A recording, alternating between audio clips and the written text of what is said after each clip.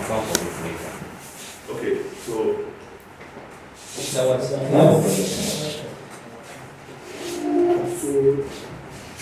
as usual, let's have someone pray for us. Somebody to pray. Yes. We need God's mercy. We need divine intervention. I always be told to tell you. Pray for us. Is that right? We are waiting. I'm going to pray and then go one side. Say, yeah. Bless the neighbor. Someone say go one side. You go. Shall we pray? You. She's coming from church. Let's pray. Father Lord, we are grateful once again for our lives and your mercies. You have come once again to intervene with the case table.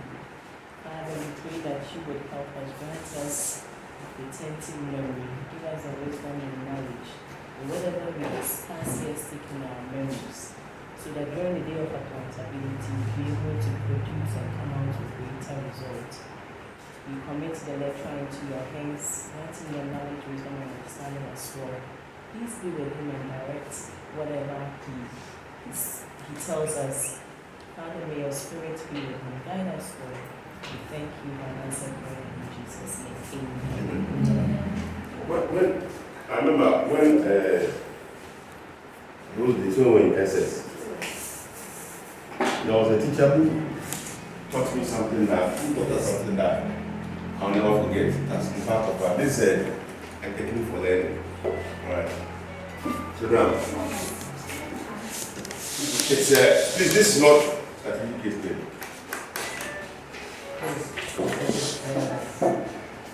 It's a retention graph. Now, let's say amount of information between this time. Let's say weeks or months. Let's say you are 0. If you start learning, please pay attention. If you start learning with time, let's do that for 1 week or so, you gain an amount of information. I don't know. If you continue, that information, the amount in your mind goes up. Normally the first few weeks. Now, if you don't go back to that information again, you see that the information in your mind starts evaporating, coming down.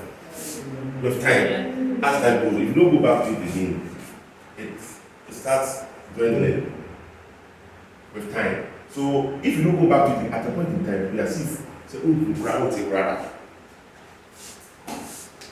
this is normal, it's natural. It's not so terrible, it's also be a fast. The only difference, genetically or biologically, is that maybe somebody is faster. Do it now, cover quickly to get to this level. That's the only difference. But the amount of information, and so if the person claims to be fast, or come back, and it shows. But then, as it starts coming down, if you go back to it again after a few weeks, you come back to that same level. Sometimes even above what you already know. If you don't go back again, you start descending. But if you make it a continuous cycle, you realize that you get to a point, it can't fix you.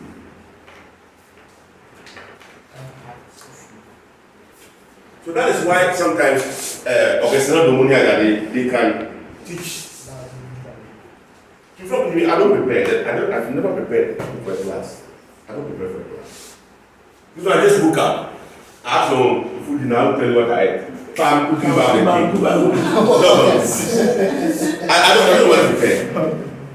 Because if you do it well and then you understand, and then you're able to memorize and you go over it, it sticks with you. It becomes a part of you. You don't forget. But when you want the easy way out, and then, especially you wait to the last minute and you start, that one you call it cramming, you start forcing things in your mind and you don't go over again. It will evaporate when you need it. So So the key is so understanding the concept and memorization, organizing, and then recalling. Now, don't memorize, don't organize it in their minds. That's the problem with the people memorize, but they don't organize.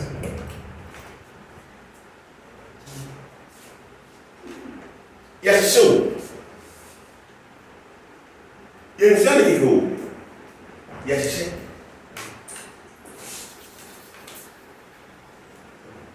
and that is the key to multitasking. Because you are writing separate different subjects. At the same time, even with certificates, there are different topics, different concepts. So the way to multitasking is to teach your brain to organize. And like a folder, who said, officer. So you have a drawer like this. There is maybe accounts receivables. You have a drawer like this. There is a payables. You have this and that. There is expenses. Yes, you organize your mind. The mind, the potential for the mind to do all sorts of things is unbelievable.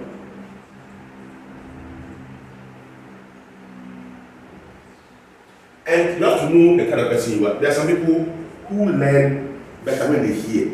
Those people naturally they don't get good study.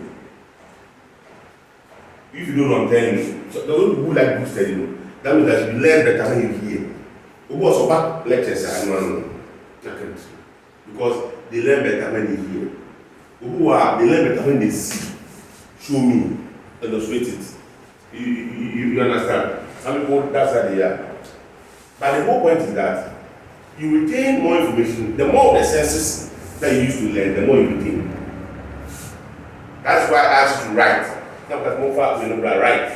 Because if you are writing, you are using touch. You are also seeing, you are hearing. 3. But in the house, when you are studying, something you need to recite it. They know. More those names, they know. You have to, please, you think you are crazy, so hide somewhere and then recite it. No, recitation is the secret to memory. That's why the Poko Makaranta, they recite. They know the secret.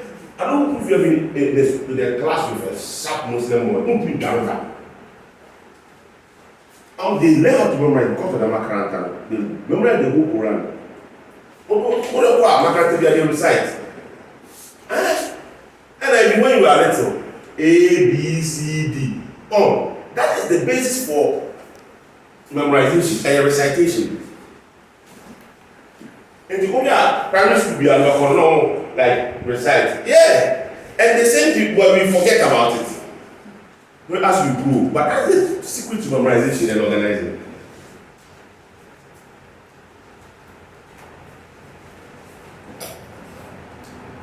Those days when we were children who are quick memory verse.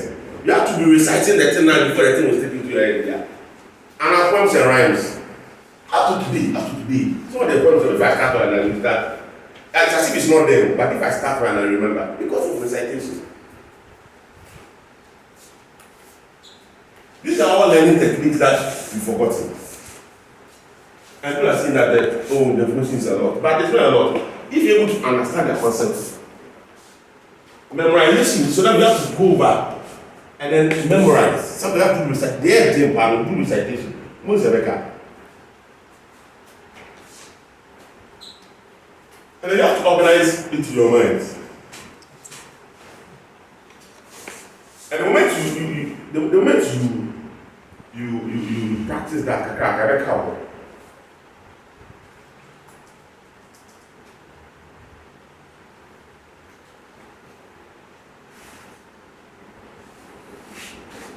all right, and then recall is when you need it for the exams. You want to, because if you don't go through this, why are you so fucking back?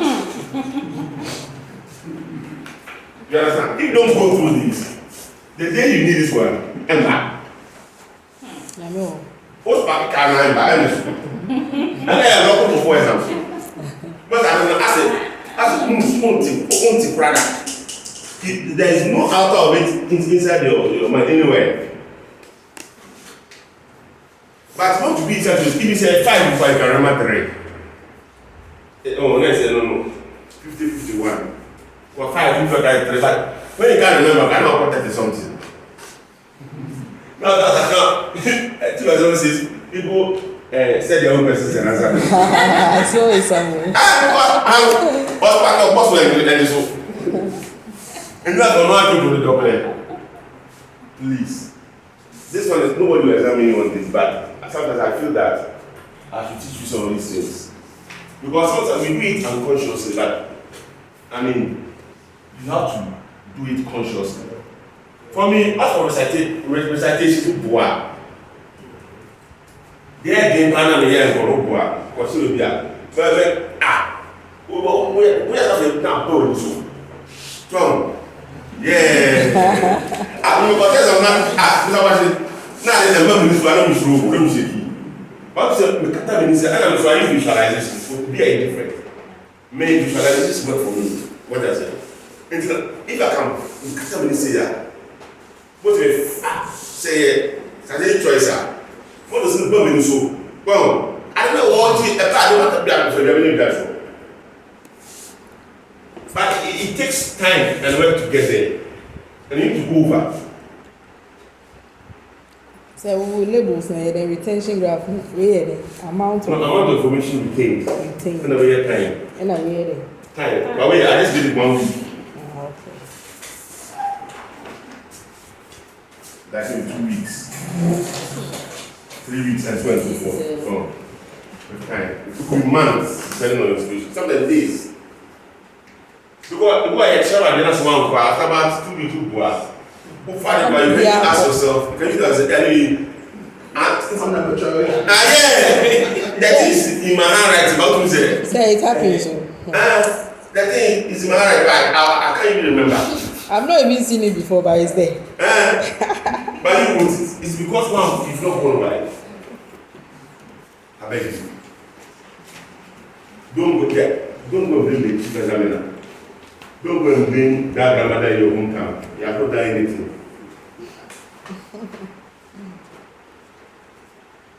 Don't blame the devil. The devil is busy with other people. He doesn't have time for you.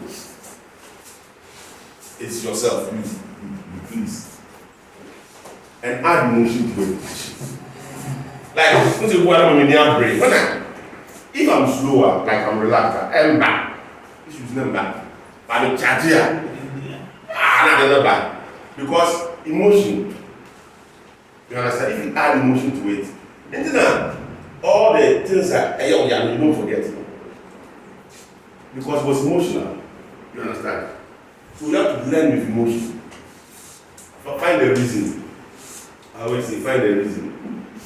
Either to piss off that ex, or piss off that auntie who thinks that her children are better off, or that guy at the workplace.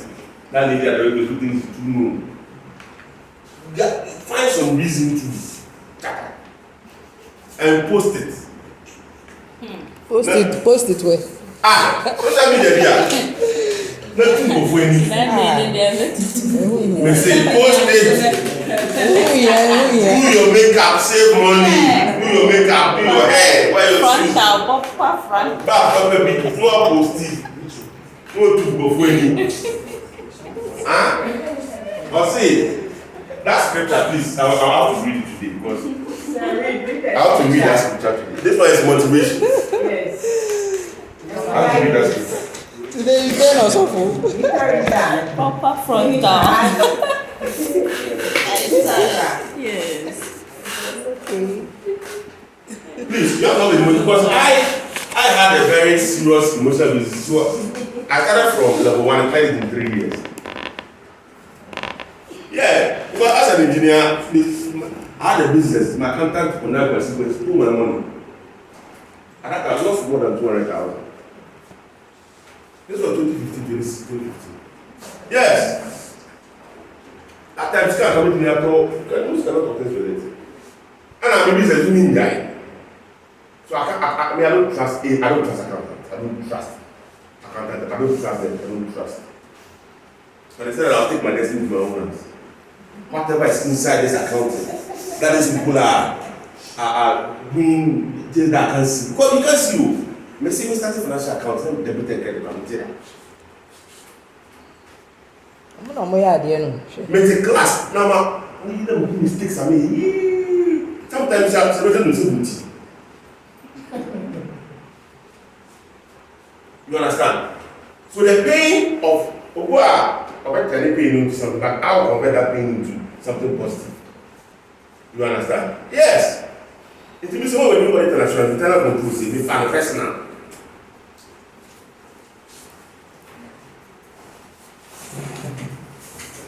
You understand? Yes. So you have to have a reason. If your reason is not stronger, and now guys the book is big and all that. If your reason is not strong, some people, one of the guys, got that promotion with them. I think it was a man. Promotion with them. He needed this one. So now I can't start the case. Then he need prayer because when you say one pass here, promotion the bed. Very fun. So particularly you could see from his eyes that when he have pray. You understand? And he do it. No, you have to find a reason. One of the guys say, finance director, or he say, and West. Ruby. And you know, you have to. And then I book the doors. But see, your reason is not strong. Anyhow, I say, see it anyhow. As long as I can see it anyhow. But anyhow, you and the sacrifice who are doing that, take up on what we need to do. Anyhow, because not to stay there, we now break hard in here. Nobody will tell you to forget about all these things. And then read.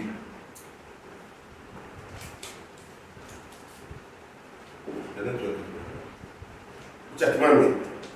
Sir, scripture Christ, who for the glory that was set before him, endured the pain. That's what check mommy. Don't type Google like that. Anything there.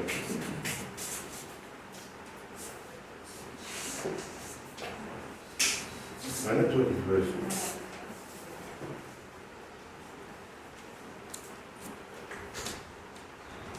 It's what's in the scripture.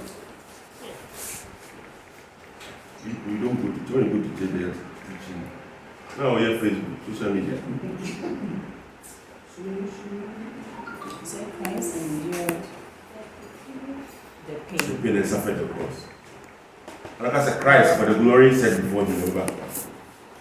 Not always it. Look I said Christ for the glory set before him. Remember? I'm not saying Christ said it. I don't want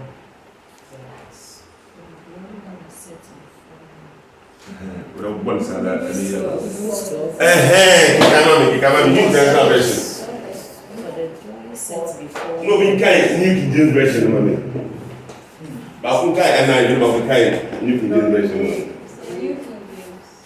Yeah, I read that. King New King James, mommy. Hebrews 12 verse 2.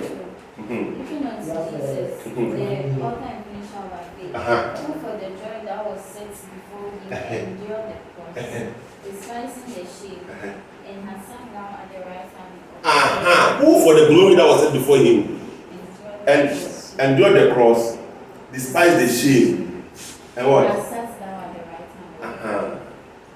So you should. What you have to do is that the glory here when a graduation, you understand for that any promotion, because promotion, yes, here it goes along with the level.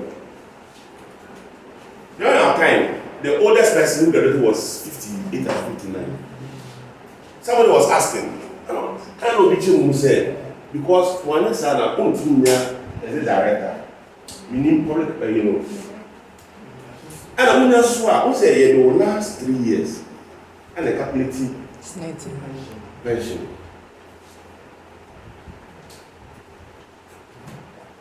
Into one what not the promotion of that Obinia.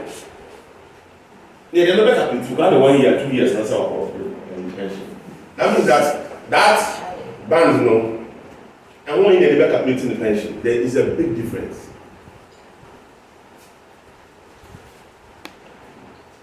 And the youngest was 19, a lady. Yeah. But it doesn't matter. You have to be an enemy. You understand what I'm saying? So the whole point is that the glory, that I said before you should. Because of that, just people suffer the shame and overcome all these excuses our money. And enjoy the cross. And that is the basis for success in anything. So for me, if I'm sacrificing something there, I don't care because I know that there's a glory set before me and I'm going to endure.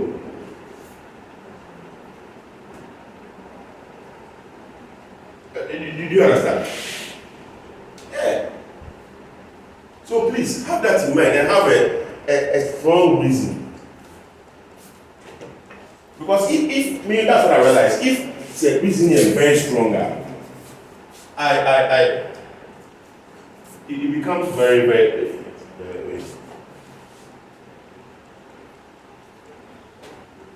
Please, do you understand? Yes.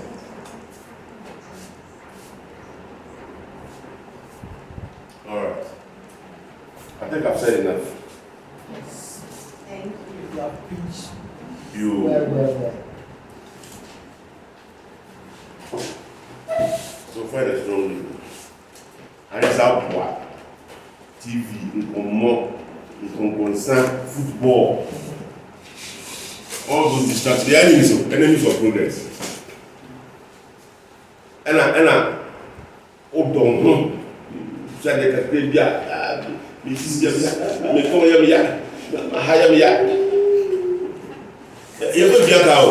As we are learning, to also take care of our house too. See, as we are learning, 2 weeks now. And the body has been designed to be very resilient.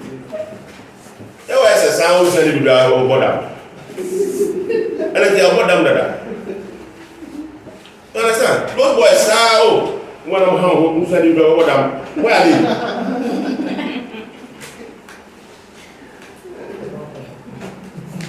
It's like,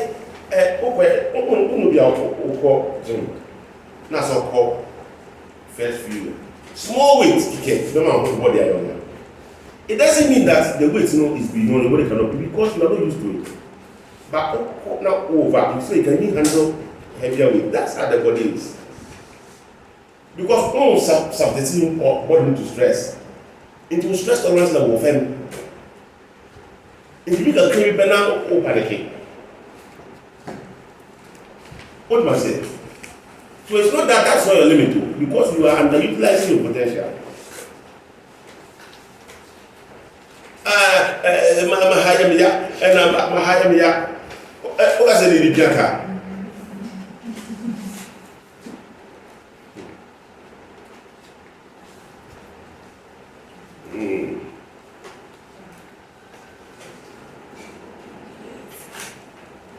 When I was in primary school, one of my teachers said that the great heights, the heights that great men reached and kept was not attained by sudden flight. But they, Yet, wow, their colleagues were what? their companions. Their companions were what? Oh, these were things that they were taught.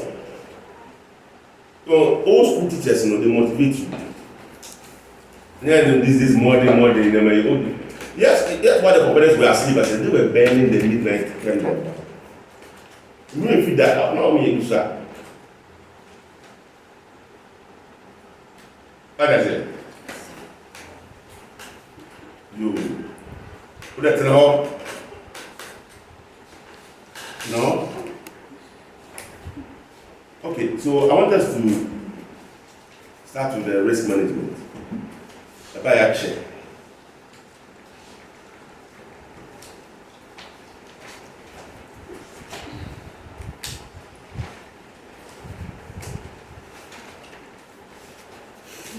The risk management, you're sitting in right? Beginning there, you need to read it.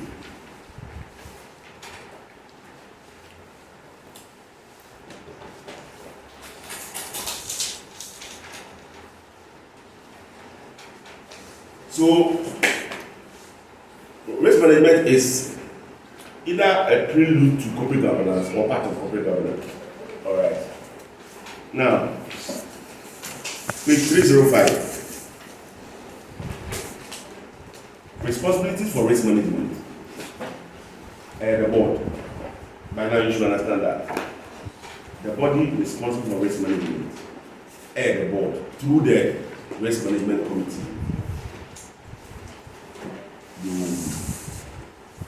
Now, the first one I want to look at is 306. ICG and Corporate Risk Oversight Guidelines.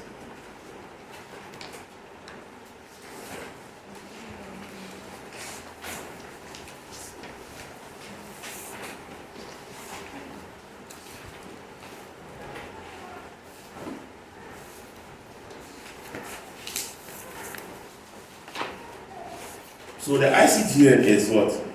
International Corporate Governance Network. They issued guidelines on responsibility for the oversight and management of corporate risk in 2010.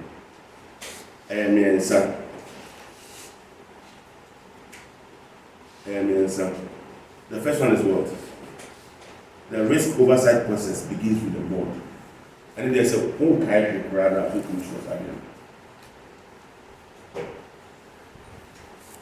the board is responsible for, so that means that the board of prestige.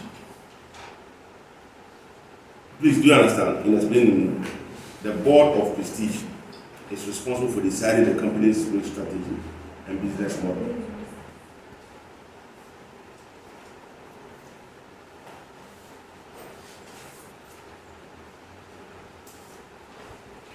And what is the business model for prestige?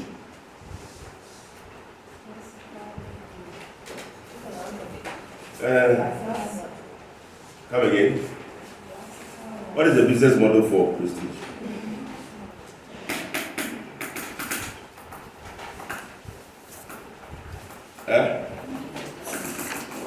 Is this I know?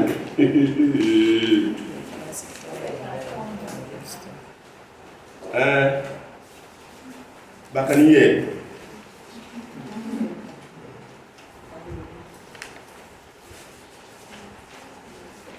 Page 6 or 14. Current trader model, also known as classical house builder model.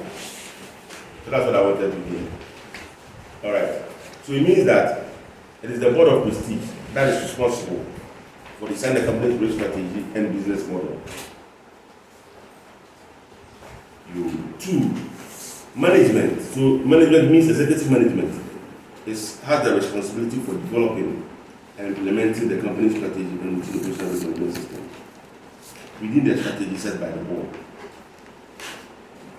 And at 3, shareholders have the responsibility for assessing the effectiveness of the board in overseeing risk. Investors are not themselves responsible for the oversight of risk in the company. Shareholders. So, ICGN guidelines 3. First one, role of the board. 2, the role of the senior management. And 3, the role of shareholders. Sir.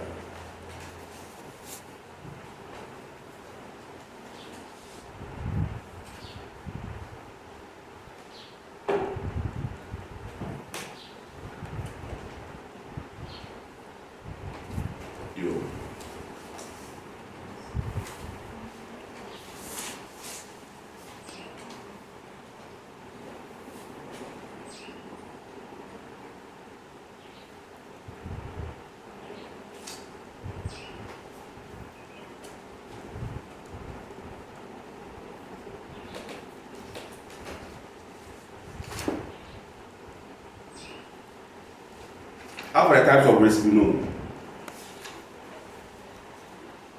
Liquidity risk, credit risk, technological risk, legal risks, health, safety and environment risk, reputational risk, market risk, business liquidity risk, page 309.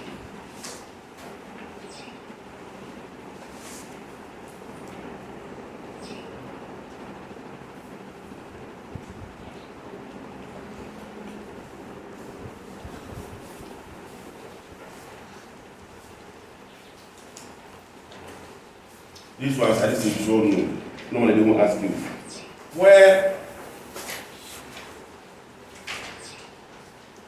Where the danger is, or where I think it is not going to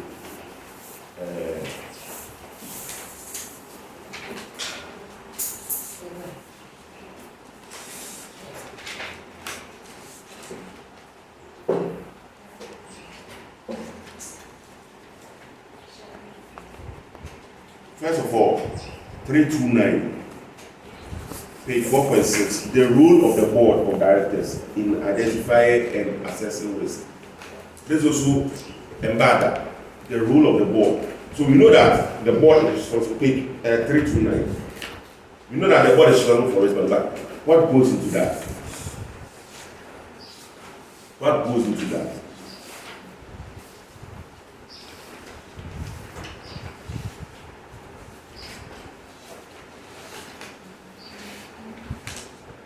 So the board is one, responsible for identifying risks.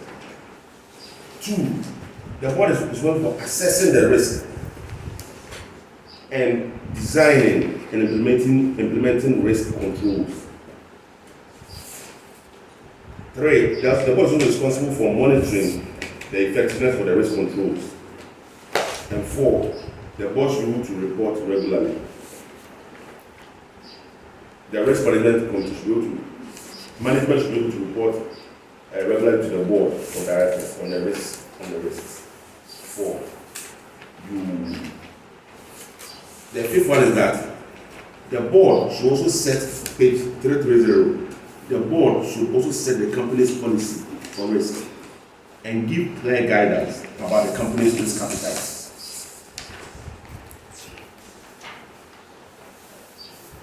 Five, the UK corporate governance states, for example, that the board should conduct a review at least once a year. Page 330, the top. The second point is that the UK corporate governance code states, for example, that the board should conduct a review at least once a year of the effectiveness of internal controls. Once a year. I didn't hear that in the case. The UK Corporate Governance Code also requires the board to report to shareholders on its review of internal controls.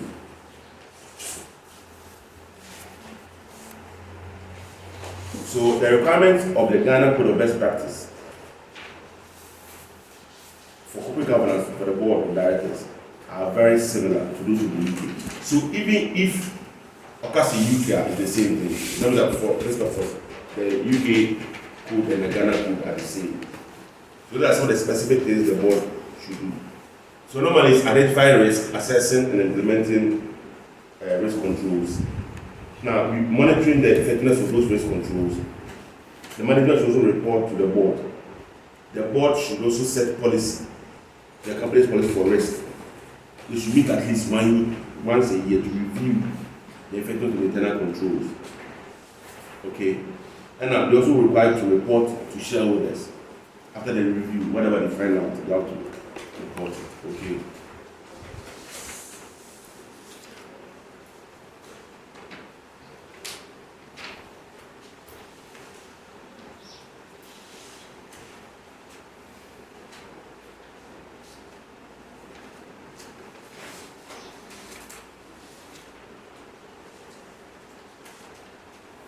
Now, risk control. We all know that TARA model usually but it gives an idea of the complex ones. Okay. That is page 344, methods of controlling risk. When it comes to risk control,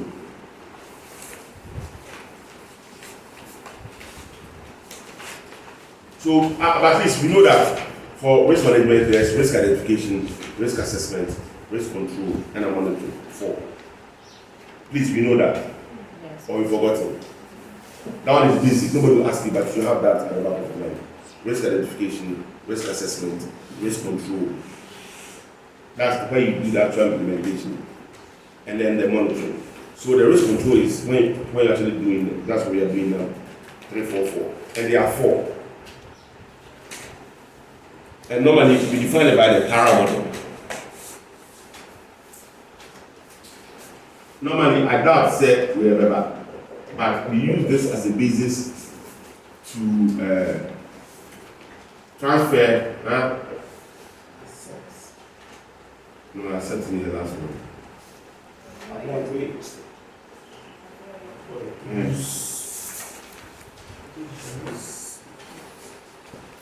Now, how do we transfer risk? Insurance. That's where you can say that. Not just insurance, you can outsource also. Okay, so that when in your explanation, you see that the board of prestige can transfer risk by insurance or outsourcing. Please do see how we link it. So this model stays, that's from the manual. Alright, but then when you explain it, then you put elements. Avoid, please don't take the action. Reduce. How do you reduce it? Right. And then accept. Normally you accept risk. When you've reduced it, sometimes you see, there can never be zero risk. So the term that we use in risk management is ALARP, as low as reasonably practical. So normally, if you able to ascertain that it's as low as practical, you accept. Doesn't mean that you go and accept the taking risks. But of course, if you know you have the internal mechanism to manage it, you can accept. But the principle is that you have to get to this level as low as reasonably practical. Like I said, this one, nobody will ask you, but it will feed into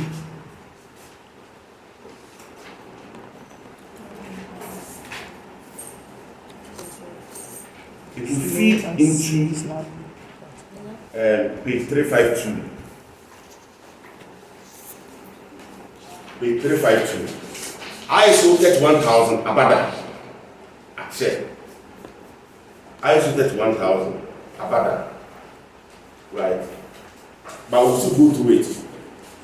But there's 7 R's and 4 T's of the ISO and Bada. So we need to continue to go through ISO 1000, which meaning at the two sides. If we are, then we'll come to the one main one and then we close risk management. Okay. So now, first you read the ISO page 352, ISO 31000 for risk management. In 2009, the International Organization of Standardization issued a standard on the implementation of risk management systems, ISO 31000. ISO 31000 may be used by any organization in any industry or sector and can be applied to any type of risk. Its purpose is to promote international standardization in risk management systems.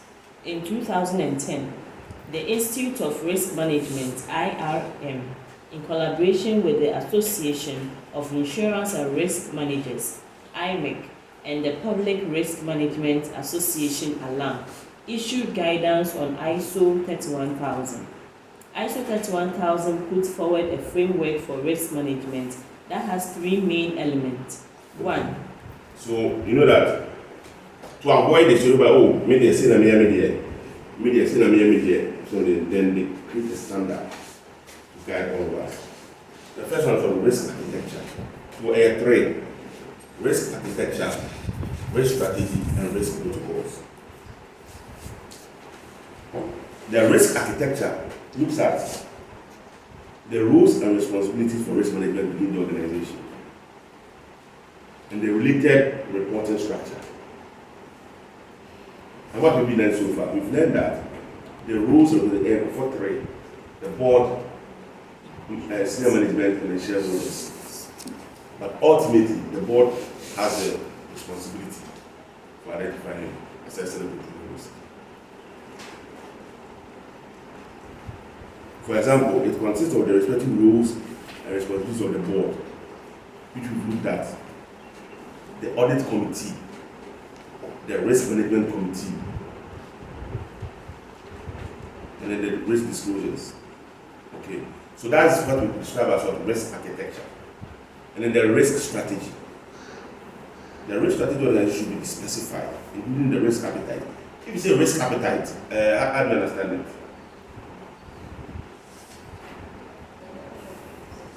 Yes, the level of risk that the person is willing to take.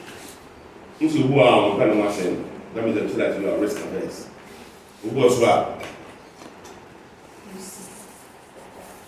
You understand? So there should be a risk management action plan and resources to support risk management activities. So that's what the risk strategy.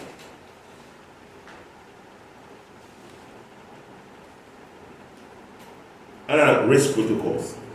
The risk protocols are the rules and procedures for implementing risk management and risk management methodologies that are applied.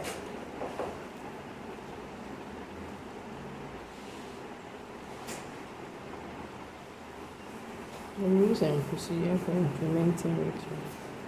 Rules, procedures, and methodologies for risk assessment, risk response, and incident reporting. So those are the specific procedures that are put in place. So, and then, for example, you can talk about the simplest one is the internal controls, where you know that okay, fine, there will be segregation of duties. Segregation of duties, what procedure do you have in place? So you cannot say that okay, fine. Since one person will not go and do the procurement, quote, and then record, sell and record at the same time. You understand what I'm saying? So there's a specific procedure for that. If you are taking a loan, you're taking a facility from the business side, what process have you put so you don't default?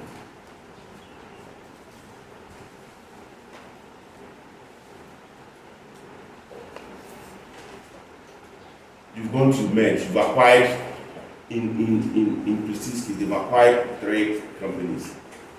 What risk management procedures are in place to ensure that those 3 companies have acquired are going to perform in such a way that it will help the entire group? What control do you have in place? That's what we're talking about. So 3, risk architecture, risk strategy, risk. We abada. I check abada. But you know this rule. But there's 7 R's and 4 T's and matter. 7 R's and 4 T's. That's under the ISO 31000. 7 R's and 4 T's and matter. And the 7 R's, that's recognition of risk, is the same as identification. The fact will dream. I told you that the typical risk management process identification, assessment, risk control, and monitoring. And monitoring. Well, we're finding a reason to make it hard. So, recognition, we're not afraid of recognition. We're not afraid of ranking. And we know risk was responding to significant risk.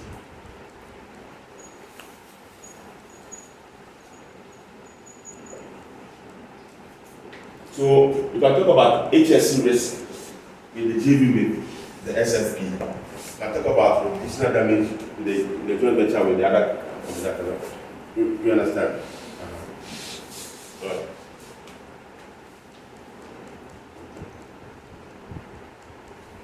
And then here, he separated the risk control into responding to risk and then risk treatment. Risk treatment. So, fifth one here, risk treatment. Or check control need to risk treatment. Risk treatment and then the 4 T's, which is still here. Tolerate. Tolerate is what? Accept.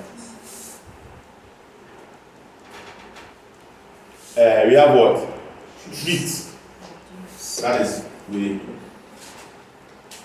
And avoid. There you Avoid. This one is transfer. No, avoid is terminate. And this one is going to transfer. So these are the 4 T's.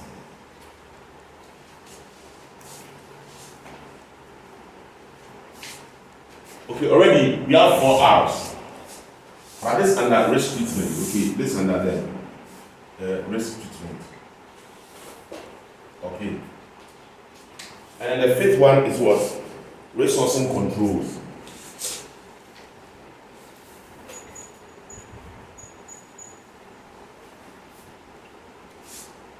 Reaction planning.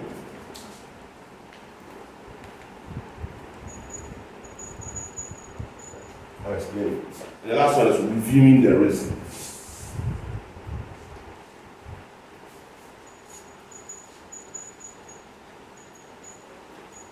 So the reviewing the risk is monitoring. Okay, reviewing the risk is monitoring.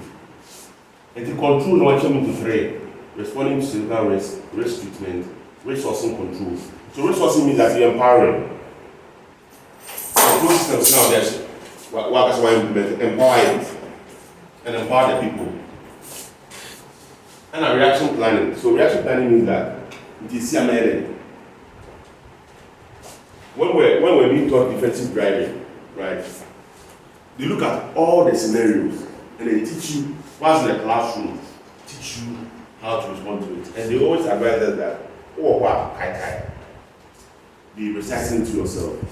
So that on the day, yes, and then I didn't believe something about Kais, when you was a hey, when you go break and I say, me, for a split second decision.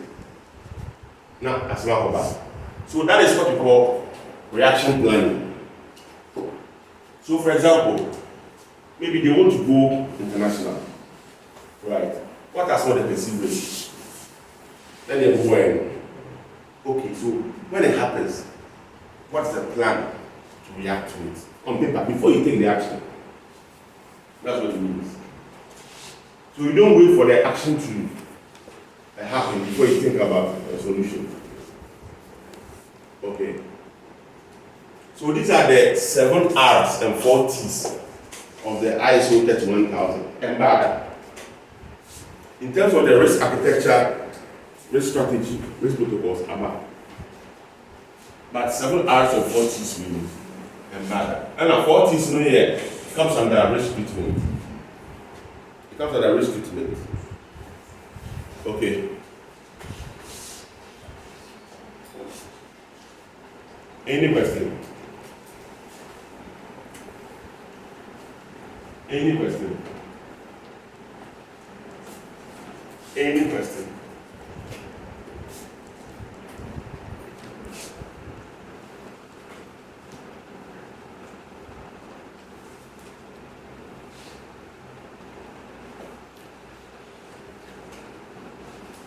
So diversification is also another. Apart from this, there's also diversification and hedging. Apart from these 4, so normally there are 6 for risk treatment, right? But not at the ISO in general, okay? Because diversification is also risk, you know that. What does it mean? Diversification. Don't put all your eggs in one basket. So, if, for example, one of the ways that, because the real estate market in Ghana and West Africa is declining, one of the trying to diversify their resources is to diversify, go into a different thing altogether, different business altogether, different business. That is for diversification. Okay. And then hedging. You all know what hedging is. Alright, so these are techniques for hedging risk. So that ends ISO 31000. Who say anything but said Yamboswa. This 1 minute. Like if you don't know, now you don't know. One other areas who are under risk management and by that enterprise risk management. And by that. That's that's 12. Page 349. Enterprise risk management. And by that. And by that. Enterprise risk management. 349. Yeah. 349. Enterprise risk management. So today the focus is on areas that you don't see directly in the case. You see some of the common truths, but most of the time, crazy areas in the back to force you to link back. If you remember the elements are right, the way our book will explain now what about the no baby can credit from you. That's 70% is on this. Okay, so enterprise risk management. So the whole idea of this is that you see in an organization we have various functions. So finance, accounting and finance, procurement, production, sales and marketing, transport, facilities. Previously, risk management was dealt with at the functional level. And they realized that it wasn't effective. So enterprise risk management looks at risk management as a whole. That's the difference. You understand? You take it from holistic approach from the top and then create a policy and a structure out of which the various functional risk management practices emanate from. So that is the essence of this one. And it comes from the COSO framework, but COSO framework is not part of the syllabus. But that's the whole idea about this. So it's not as if you say more accounting for current department. You box yourself one corner and you see the area. Procurement for cinema. No. Because at the end of the day, it's the company that has to choose a particular set of objectives. If you want to identify risk at the top, that is why risk management is there. We should go to the board at the top. Out of that, we are so that they are all linked together to the risk policy and the risk strategy. Okay. So a framework for risk management may be applied at 3 levels or in 3 stages. So there are 3 stages for applying the risk framework. Establishing the approach,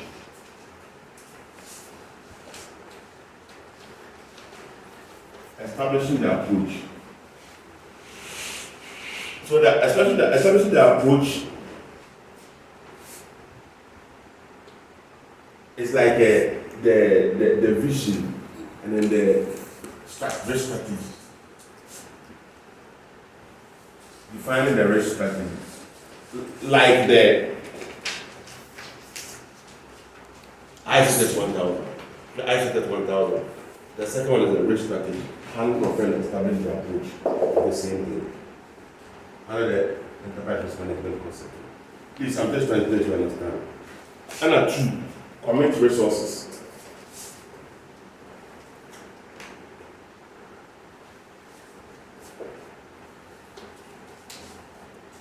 To risk management and ensure that there is an infrastructure for risk management put in place.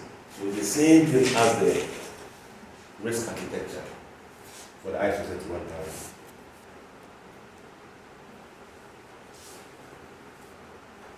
Are you following? And the last one is the implementing systems.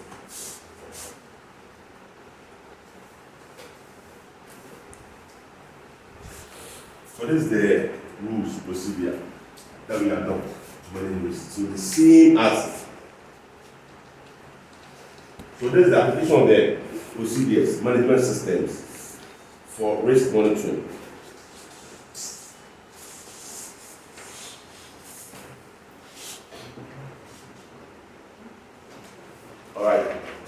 same as the risk protocols in the ISO 31001. Alright, so this is the same as what? The risk architecture. This is the same as what? The risk protocols. But this is ERM framework and this ISO 31000. I realize that it's the same. Please do it for me. So that it's not as if there are two different fine concepts in the two, but on the way back, try, don't worry. I don't think you are right, it's the same. But then, if you have 350, it's a broader framework. Sometimes ICA can pick a particular corridor something. We can pick 1 or 2 for each, like an extract. So the first one is that for the stage 1, which is risk management vision, if you check page 350, it looks at the strategy, goals and objectives, culture, and the common framework. That's stage 1, this one.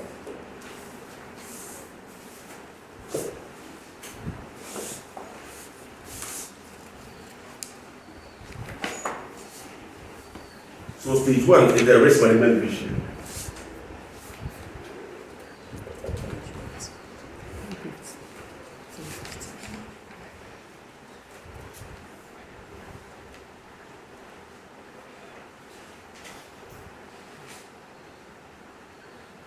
All right, and it has 3.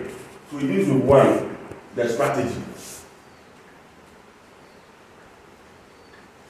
goals, and then objectives in terms of risk.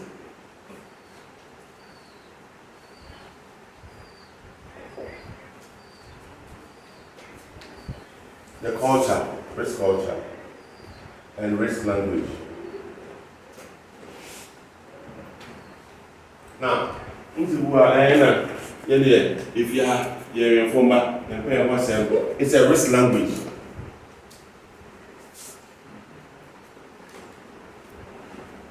So language here is not P or French or Spanish. Please do you understand? It's a risk language. Every family has a risk language.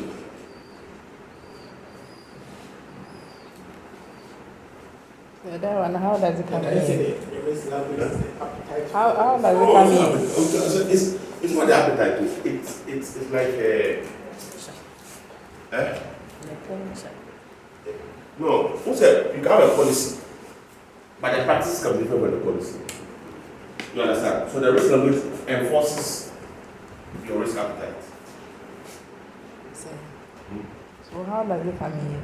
Because we are for money. I mean, how does it? Oh no, that one they feel they say an example. Yeah, but how does it relate to? No, we are talking about enterprise risk management, right? We are talking about it from the board. At the board level or at the senior management level. Let me now in risk language. I don't want trouble. You don't want trouble. Make sure that you stay within the budget. Don't go to markets that you're not Familiar. Let's stick to our product. That is the risk language. Okay, now we are talking. I get it. Because I understand now.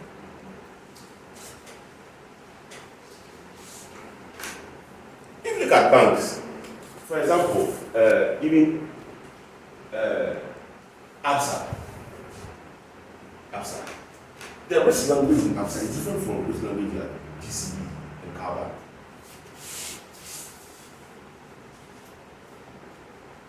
Do you get what I'm saying? Yes. The risk language in a local construction company is different from the risk language in a multinational construction company in terms of their practices. As a company, you mentioned health and safety, but if you go to multinational companies, I mean, we are empowered to stop work. It's a risk language.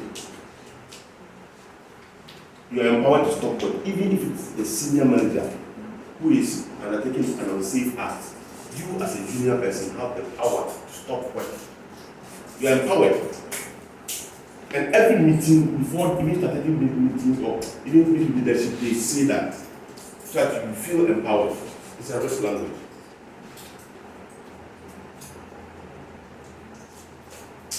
Please do you understand what I'm saying? Right. So let's continue. And then the common framework.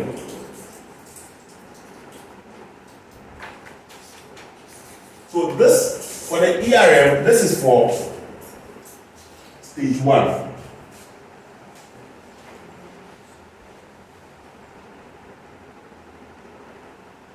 And so, if you look at 350, the approach to risk management, 1, the overall approach to risk management should be established by senior management, which we already know. The company or group should have a clear risk strategy. This should be well defined and communicated throughout the company. And a risk approach. There should be a culture of risk management.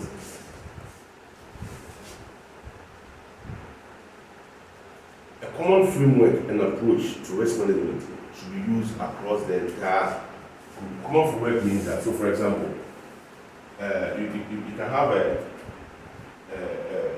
policy like compliance. Right, compliance. So compliance is a common framework, for example, that cuts across every organization, every function in the organization. So if you are in accounting, you have to be compliant. If you are in procurement, you have to be compliant. If you are in transport or HR, you have to be compliant. You can't go and sneak in your difference, rather, when it doesn't need the requirement. You understand? It's not compliant. Okay. So that is 1.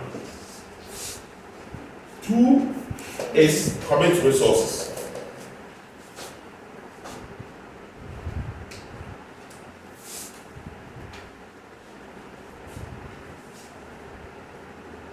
Resources nothing 2. We have the risk infrastructure and risk capabilities.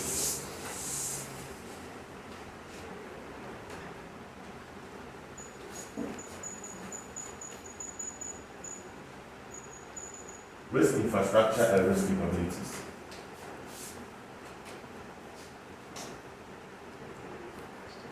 So the risk infrastructure deals with what? The risk management leadership.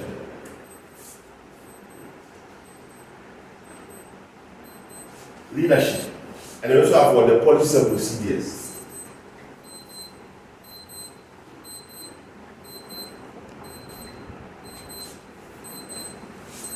And then we have the specialist functions. Okay. And the risk capabilities is the personnel, HR perspective, the personnel capabilities.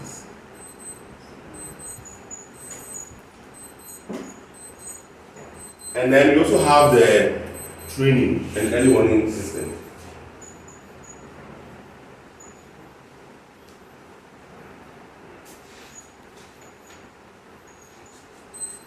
That's the resource, because to me, you cannot just have a strategy without resourcing. And the resourcing is 1, the leadership. So whereby, you see, most organizations whereby risk management classes for because of leadership. Because leadership is not compliant. In terms of your part, nothing will be asked to your pay. What it means that the infrastructure should be said that the leadership themselves must be compliant. And then that will result in the policies and procedures. But if the themselves are not compliant, they will just put in the policies and procedures, but they will not ensure that it works. So here, the leadership is there, policies and procedures are also there, and the specialist functions to enforce the policies and procedures are also there. What do you mean by specialist functions? Internal audit.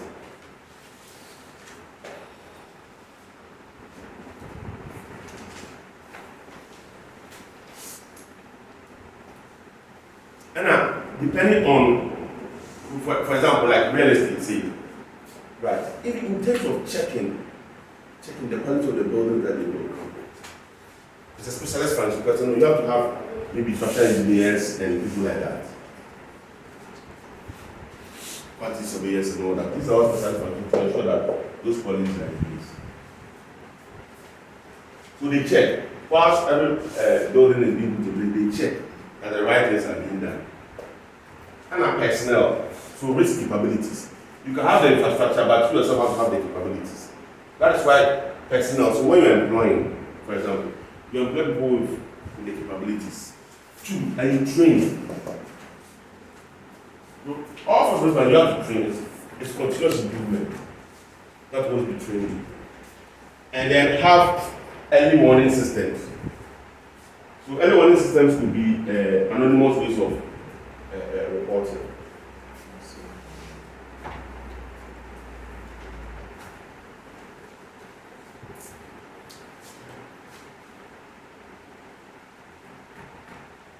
So it's what? Approach, resources, and then implementation. Approach, resources, and implementation. Approach, resources, and implementation. Approach, resources, and implementation. The last one is the implementation. The implementation, you know,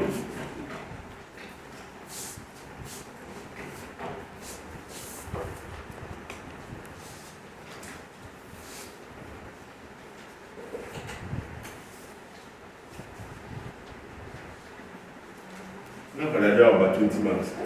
The better move.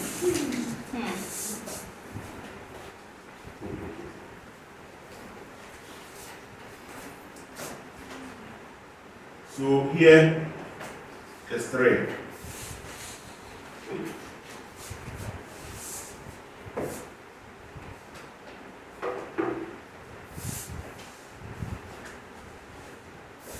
All right, so we have the risk assessment.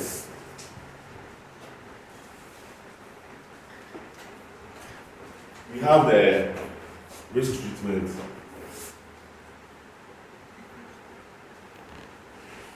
We have the what? Risk monitoring. Which didn't I say that? At the implementation level, I say that. So then you come back to the normal risk management for implementation, your risk assessment, risk treatment, risk monitoring. Risk assessment is when you classify the risk into low, medium, or high, based on the impact of the community. So you categorize the low, medium, or high risk. Low risk, medium risk, high risk. Using the what? Probability and impact.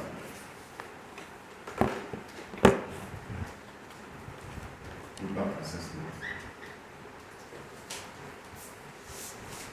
Please, do you remember?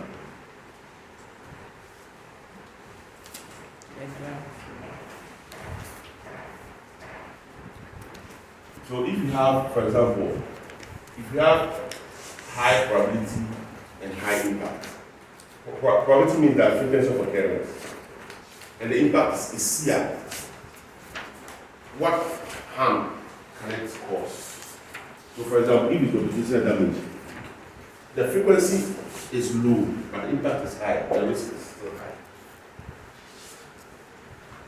Because reputation is damage forever. It takes years to correct that, so risk is high. So the risk will be low. Medium, you can put HS issues here, medium.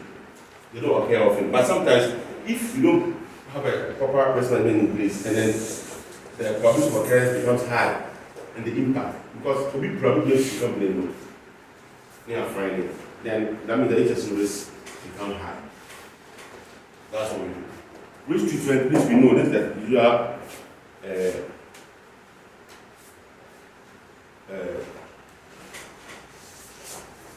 your TARA.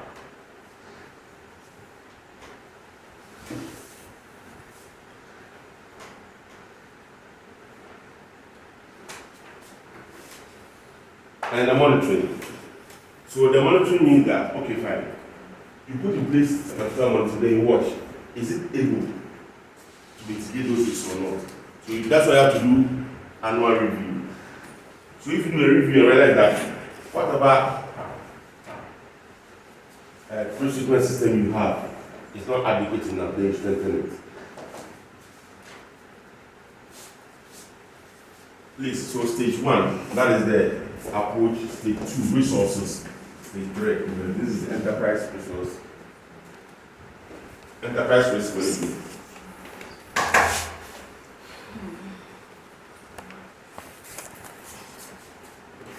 Embargo.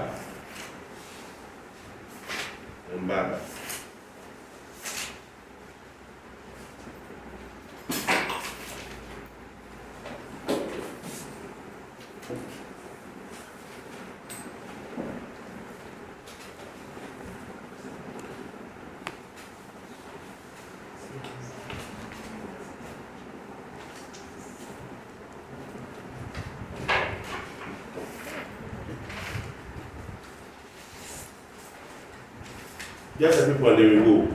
Performing a risk audit. Page 339.1.4. God, normally, let's say, you must have them.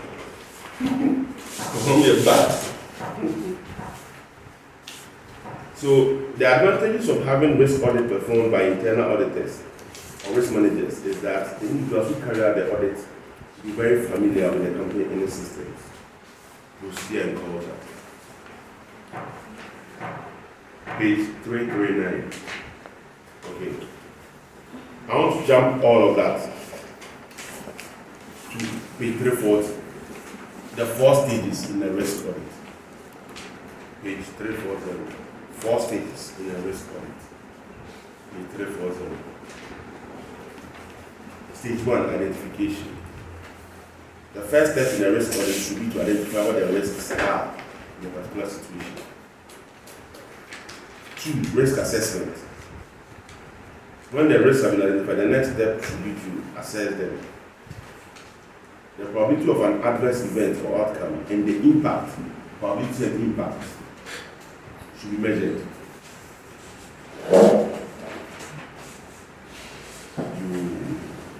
The third one is review.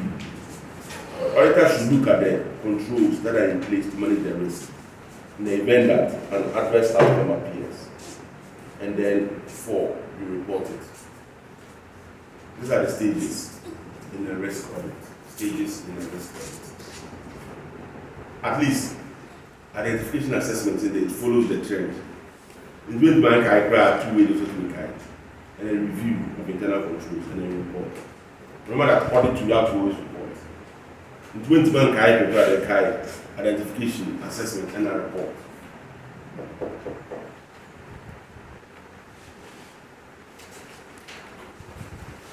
Okay.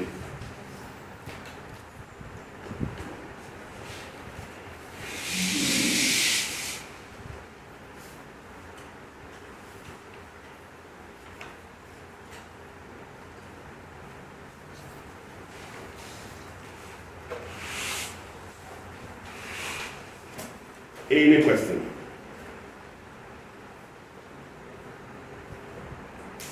Any question? Any question?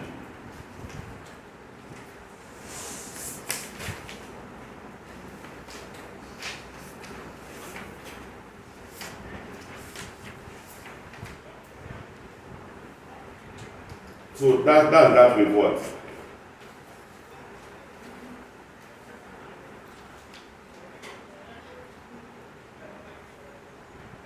Risk management. Because I'm back by action.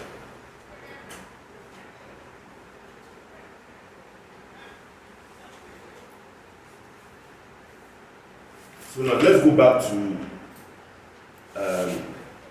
strategic choice, right? And the methods of development. I reserved the business group model for today. Last meeting, I'm back. Let's look at it. Greenest group model, embark that. And Greenest group model is actually a subset of internal growth. So internal growth means that you grow through your own resources. So when you start, Like when you start the organization, you finance through retained earnings. How do they do acquisition or merger? Maybe you borrow crack at credit. You understand? But you know the disadvantage with that. It's a very slow method of growth. Please, do you remember? It's a very slow method of growth. All right.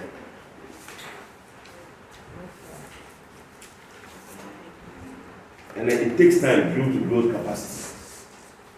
It takes time for you to build capacity. All right. It takes time to build capacity. Yes. That's page 158 down there.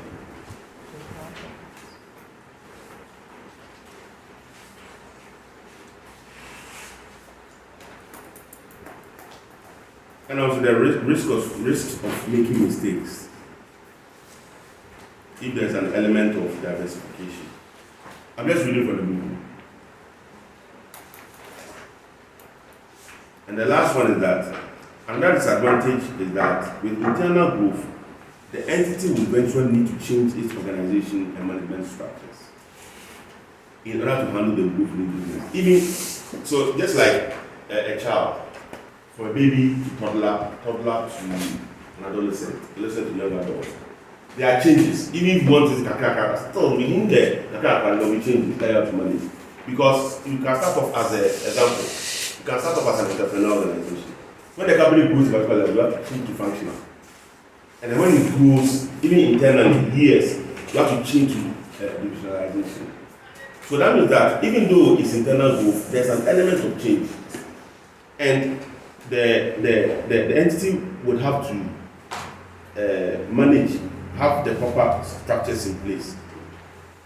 Unless an organization does not change, it will become inefficient. Unfortunately, introducing change to the organizational structure and management style is by no means simple and easy to accomplish. Grainer's growth model provides an analysis of how organizations and management structures might need to change as a business grows. So that's the purpose of the Grainer's growth model. The Grainer's growth model provides an analysis of how organizations and management structures might need to change as a business. So please, it's on page 159. Grainer's growth model.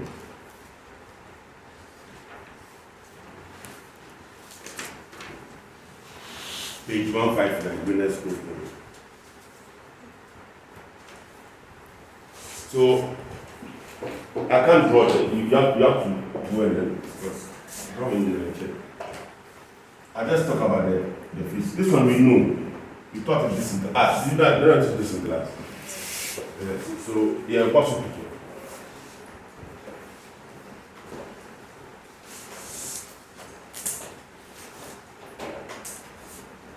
So phase 1, growth through creativity.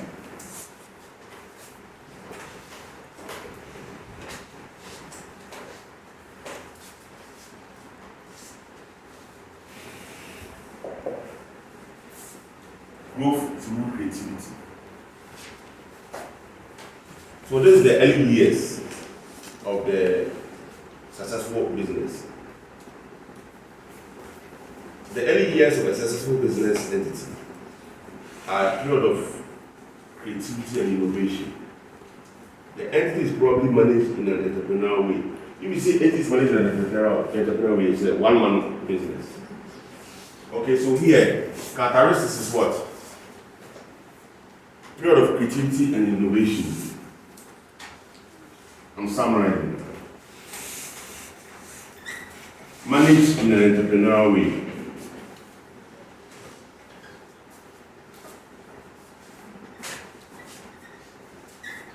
As one-man business style. And also, as the business production grows, right, there's the need to change because it becomes inefficient. Normally, one-man style, oh yeah, as you grow, because you can't do everything yourself. your market share has increased. You have bigger sales territories. First, the one that's how you sales manager, we are accountant, we are transport, we are fee, cast now. Cast bakunam sound wise, bakunam kapapoint, bakunam secondly, bakunam. How can you be? So you realize that no, you have to start putting in structures and change. If you don't do that,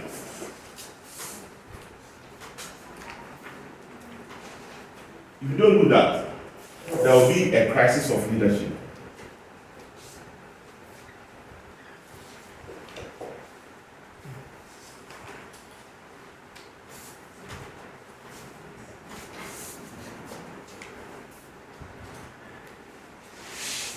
Management must become more professional. The entity therefore introduces professional management and it enters the next phase of growth. So this is where crisis of leadership, so you have to now have professional management functions. So you have to introduce professional management or functions. That is sales, example, let me just make sales, finance, procurement, production, etc. So, as I go through creativity, there is creativity and innovation managed in an entrepreneurial way, and this happens in the early years of the business. Early years. But as it grows, if you don't change, you're going to have a crisis of leadership. Because maybe they have to plan an organization. Maybe only small business will be able to see it clearly.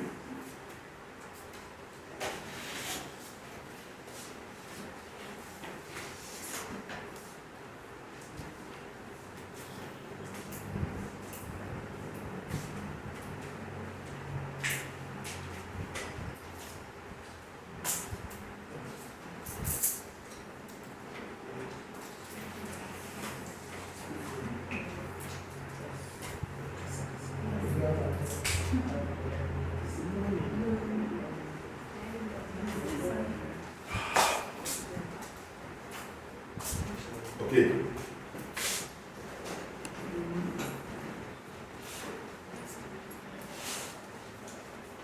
Alright, so this will lead us to the next phase. Once you implement this, you go to phase 2.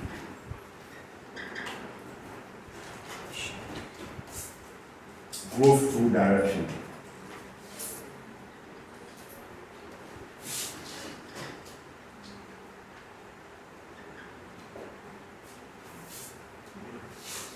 Growth through direction.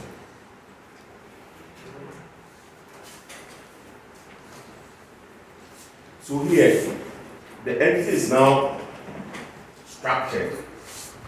So the characteristics is structured. You see structured, you understand. The functions are there and they are working. Alright. Formal systems are introduced.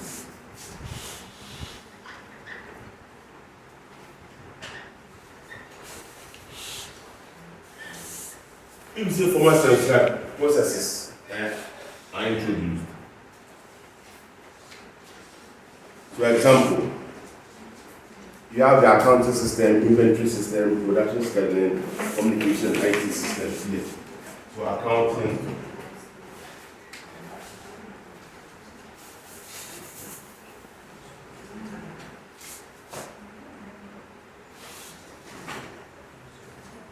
inventory, procurement, etc.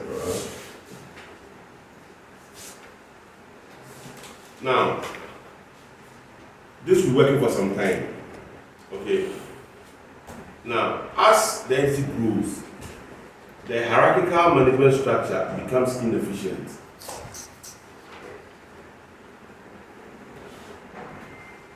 The control systems and reporting systems are designed for close control from the top by management. However, management control from the top is not as effective as it used to be. Top management are far away from actual operations, then local managers know more about how the business should be run. So there are two things. Management structure becomes inefficient, so problem starts. Management control structure becomes inefficient. Local managers feel that what's your crap? Yeah, they will have. So like they acquired 3 companies. You have a contest in Accra.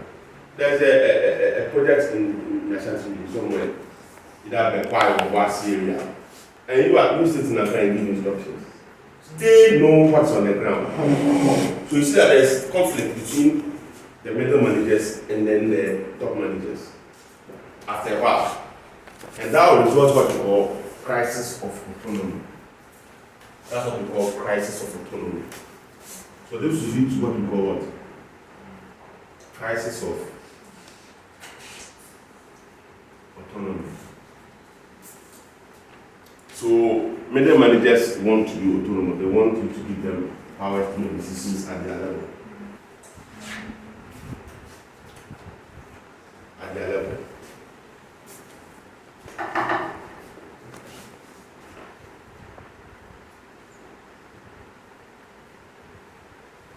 So senior management must therefore change the organization management structure to avoid losing control. Alright, so once the change is implemented, go to the next phase, which is what? Growth through coordination. That's how life is. This is how your professional life should be. As you grow, you will not say, as you go out in the market, it means that you have to change.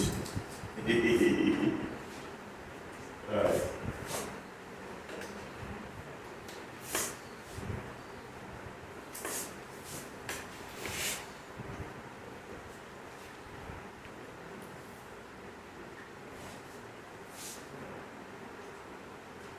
Growth through coordination.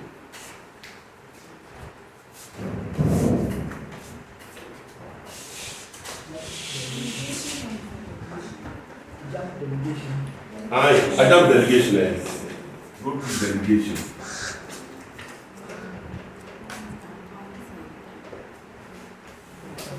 Growth through delegation. Go through delegation. Accounts, inventory, So here, authority is delegated to the middle managers, right?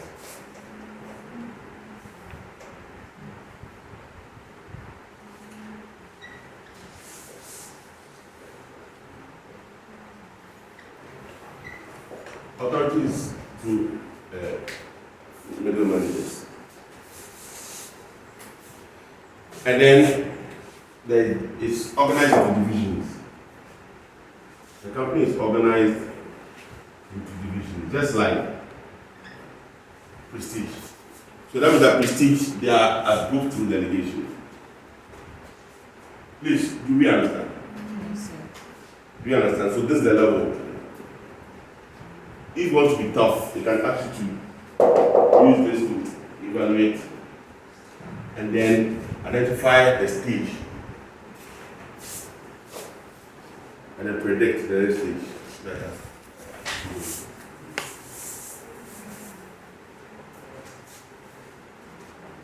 Okay, so Prestige is at the third phase, growth through delegation.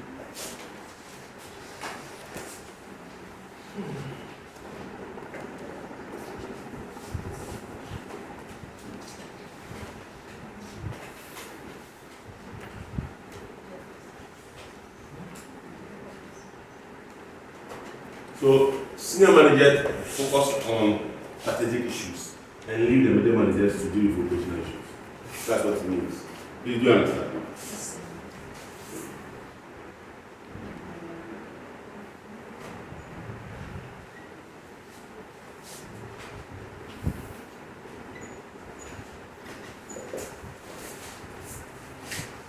Now, however, as the business continues to grow, central management realize that they are losing much of their own authority, and the local managers are becoming too powerful. This leads to what? Crisis of control.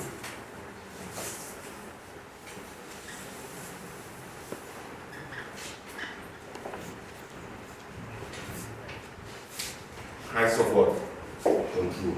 And so the management has to change. Structures have to change. And then when it changes, it enters the next phase of what? Go through what? Coordination.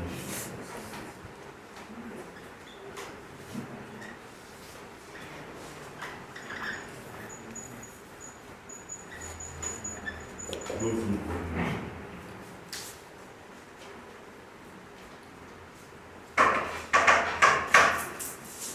Go through what? Coordination.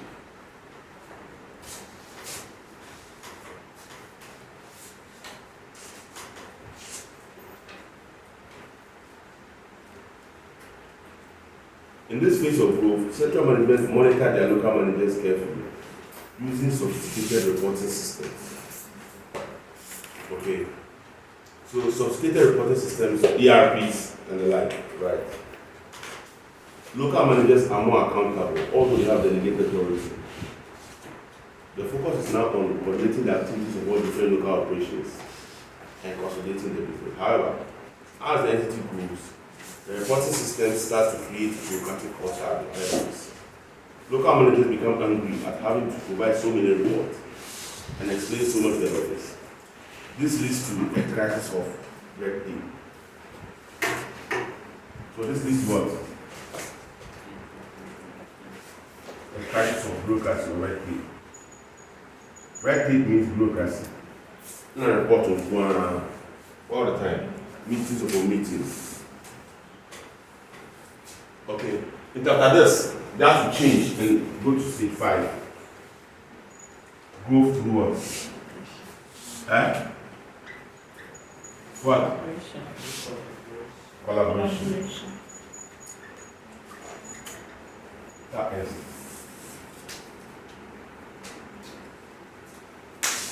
So we don't know.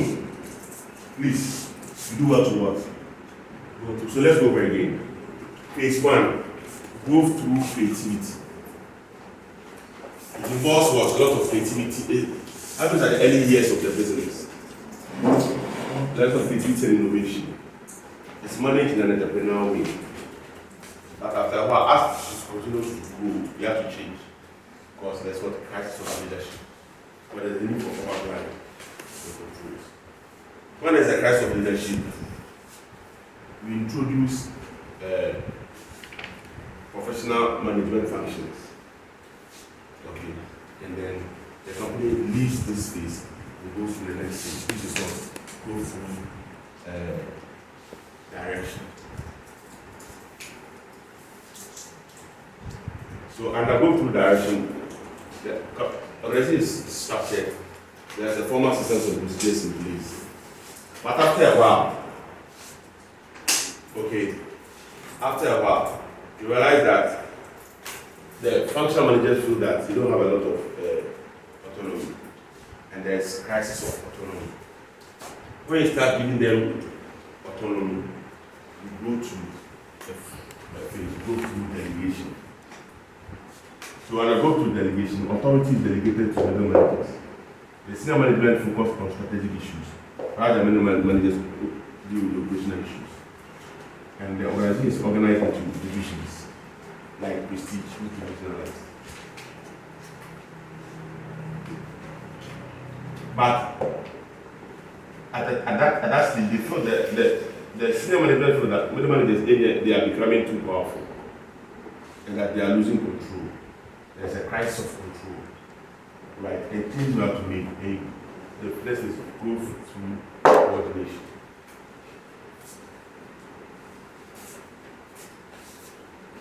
Go through coordination and systems of reporting comes in. But also HR they are complaining because there's a crisis of red tape. The PR reports, the PR meetings, there's a crisis of red tape. And then the organizers have to change again to go through collaboration. That's when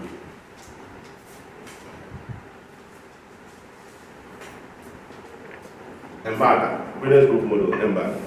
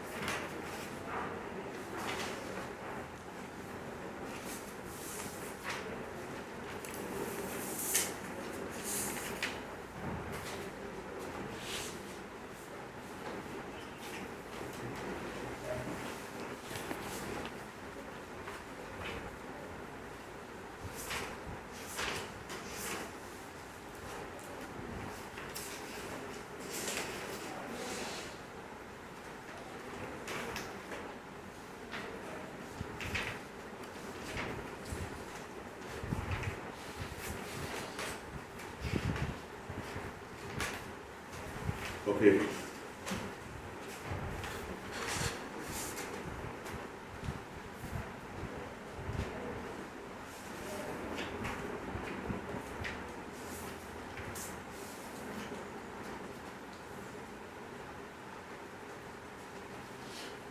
So last sitting, still under methods of development, we had a corporate parenting style. Right, so we won't worry ahead.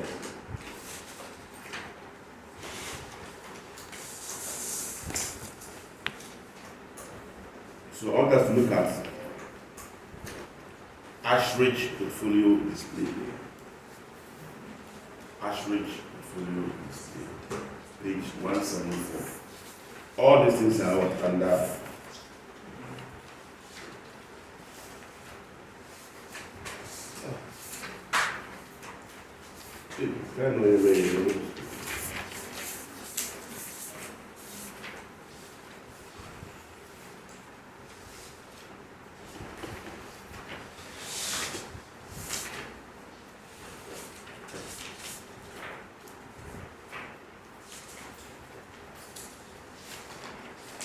Ashridge portfolio display.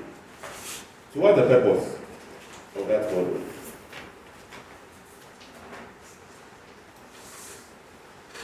Who can tell us?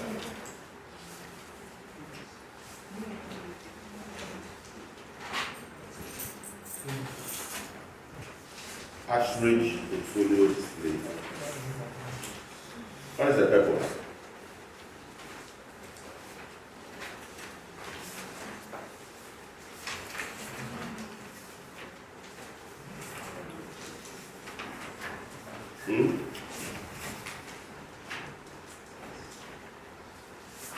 What's the purpose?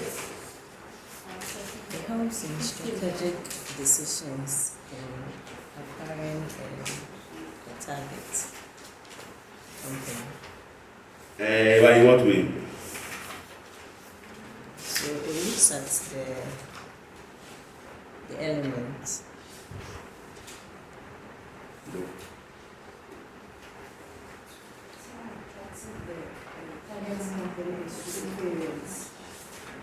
Impacts into make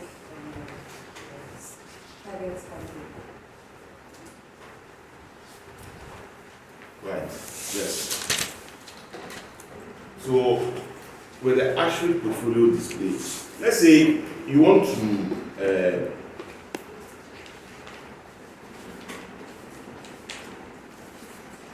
there are two ways, either an existing SBU or a target. You want to undertake measures or you have an existing SBU. SBU, can you business unit to be a division, a subsidiary? Please do you understand what I'm saying? Right. Now, let's look at the target. Let's say you want to acquire a particular company. Alright. Like the way you teach acquired etiquette and those people. Now, the whole point is that you don't necessarily have to look at the direct benefit to you. You look at how can you as the parent have help the target company. I don't know whether you understand what I'm saying. I don't know whether you get what I'm saying. So here the benefit is not direct to the parent, it's indirect. The benefit is directly to the SBU. But eventually when the SBU does well, you the parent, because we are controlling taking it. That's how he wants us to look at things.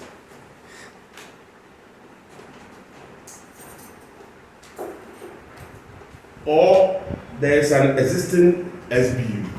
Here, the reason why I want us to do this is because there are existing SBUs. The etiquette, what? Vintage, and the other one is what? Subprime. So the point is that how do we assess the impact of the parent prestige on those SBUs? We use the Ashridge portfolio display.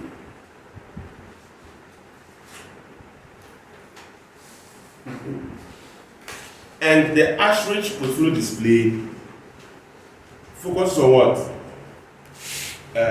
Two criteria: benefit and feel. 174.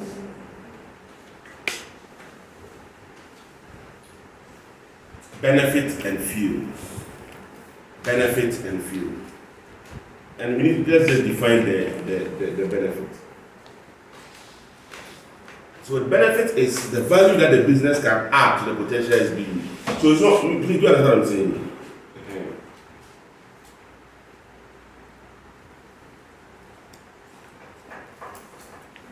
If you look at it from that way, it's more strategic. Because if you only look at what you are going to get directly, it will not help. You understand?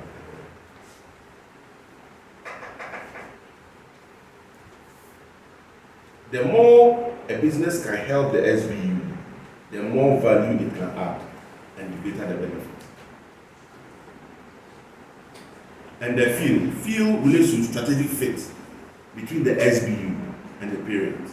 So feel is more about strategic fit. Similarities, that is, whether they operate in the same industry, they have the same organizational structure, they have the same processes and procedures. That's what feel. Okay.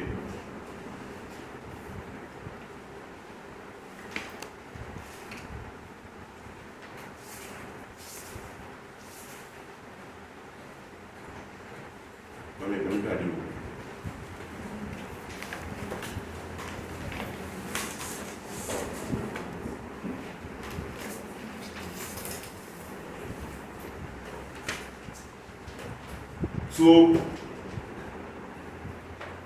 I see they like 2x2 metrics. If you want to 2x2 metrics, one more. I want to see the diagrams, I don't move.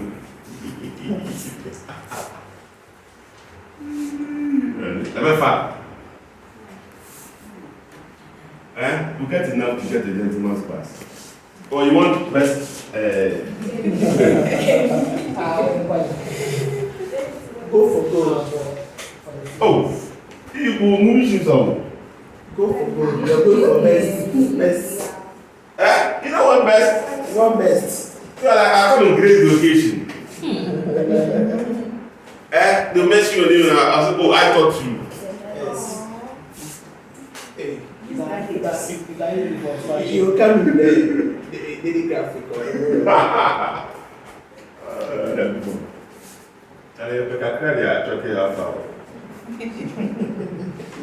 are not greedy. You are not greedy, remember? You see, that gentleman pass like 50 or 51. I told you 48. Yeah, it's a 48. I'm moving 49. Yes. but that's the 49. But seriously, 47 to 49. Easy. 49. I mean, I don't understand. Yes, I know 49. But they didn't try. Or maybe I'm going to share 555B. And I still maybe. you are taking me a bite back. Yeah, it's true. Go 49 here, very above. 1 mark, no. That is what I want you to attempt. You understand? That's what I want you to attempt. Because who are low marks for passing, and yet you can clear your trade on the issue. 50-51, you can clear your trade. You understand? But we'll get there. And then we come for the graduation. Sure. You will do your hair. Sure. You will do your makeup. Frontal. You will buy your suit and your bag. And the accessories. So you come with the graduation sash at home. Frontal. And then you take pictures and you post them. And tell the auntie that you to your mother's side, you have a chartered accountant.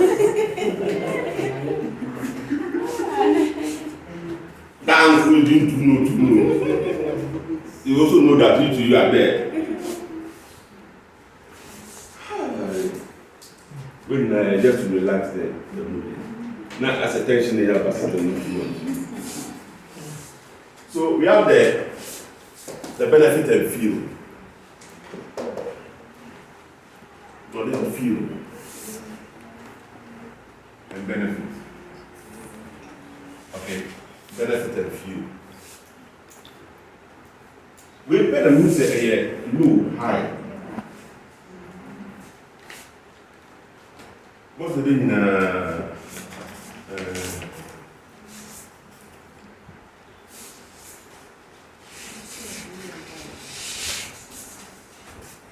please, we already define the field. We already define what benefit is. Okay. It's where the benefit that the parent can add to the SBU. Because right now it's not an acquisition target. You are acquiring data. But it can still work. We are acquiring, so we can now do a post-acquisition evaluation. You understand? You can use the asterisk to do a post-acquisition evaluation. Say, after or acquire one of the particular etiquette or whichever. What impact has it had on it? So here, low benefits, high feel. Low benefit, high feel. Low benefit. That means that here the parent has little benefit on the SBU, but they are in the same industry. In this case, real estate. So the feel is high. We call it what? A ballast business. Sometimes I wonder how they get the names. Ballast business. I look at the strange. That's why it not make sense. Here is high benefit, high feel. Assault. This is where we see there's what compatibility. High benefit, high feel. When our enemy show a soft. So in this marriage, the wife is not looking at what she will get from the husband. The husband is not looking at what he will get from the wife, but rather he looks it. The wife looks at how can I be of benefit to the husband, and the husband too sees that one. How can I be of benefit to them? In that case, everybody gets up. We call it heartland business of man. See, the intention, the strategy.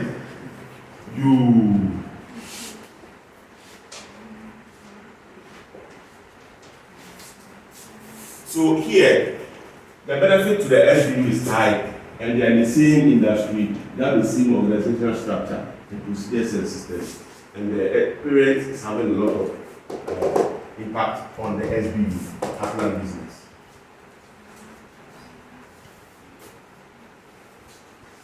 And this one, low benefit, low feel.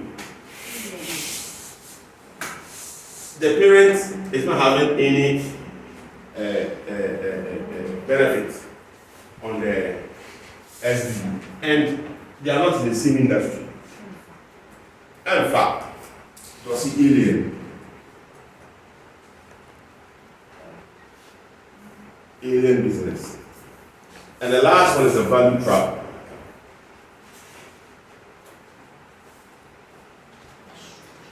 So value trap means that the parent can have value on the SBU, but they are not in the same industry. Untenancy.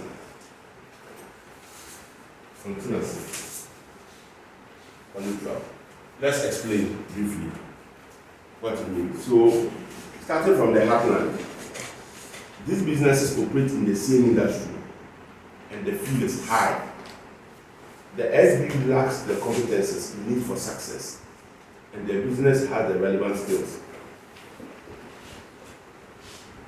So the parents don't have the relevant skills, where the SBU lacks competences.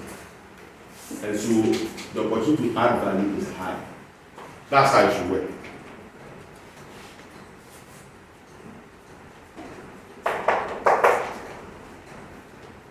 If I come here and I don't look at the benefits that you can get. You will see that the benefit is what? Low. You understand? And the field, if that's why you have to be a qualified capital before you can teach. Pray for the same way, please by the way. Alright. So the parent will be able to add value to the SBU without harming its existing business. These SBUs will be the core or future of the business. So what was that?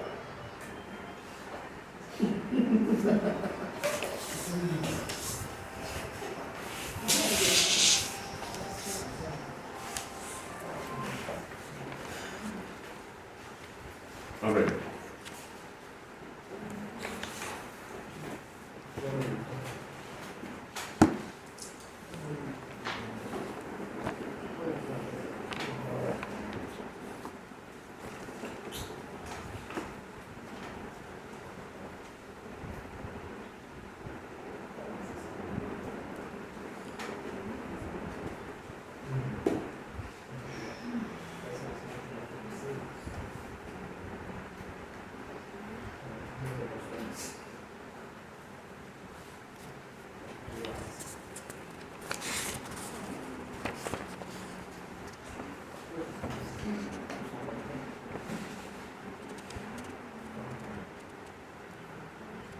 So one area in the case that links to this is page 8.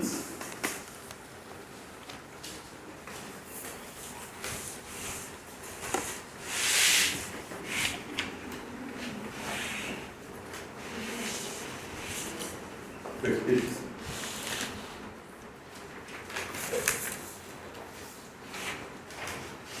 Actually, start from page 7, the organizational structure.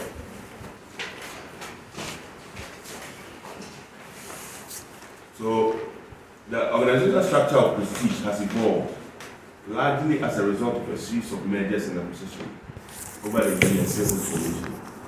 The company started in the Greater Accra region, grew organically. That's why we have to do the business. Please, do you understand? And your question, guess. Alright, in the early years, but since then has expanded by a series of mergers and acquisitions into a national company with 3 regional divisions, Greater Accra, Ashanti Eastern. When businesses were acquired in other parts of the country, they were allowed to operate with a degree of autonomy. This was often a matter of convenience, as senior management lacked the commitment to rationalize the different practices and systems of the newly acquired and existing business into a coherent centralized system. So please, different practices and systems means low field. They are the same industry, but they have different practices. Reduce the field. Low.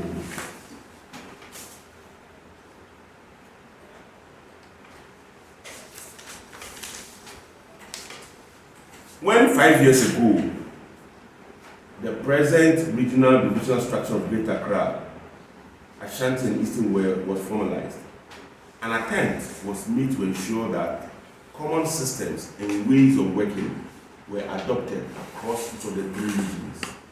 But again, because of the pressures on the company at the time, this was never carried out.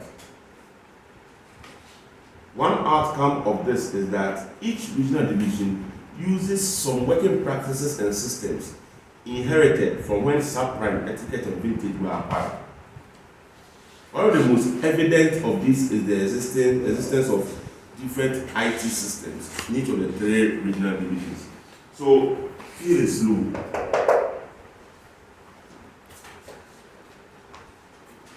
Are we understanding?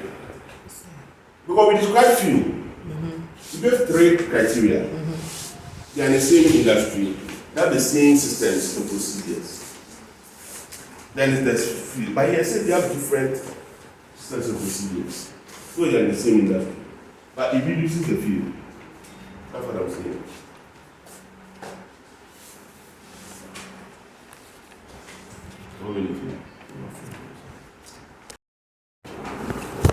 Okay.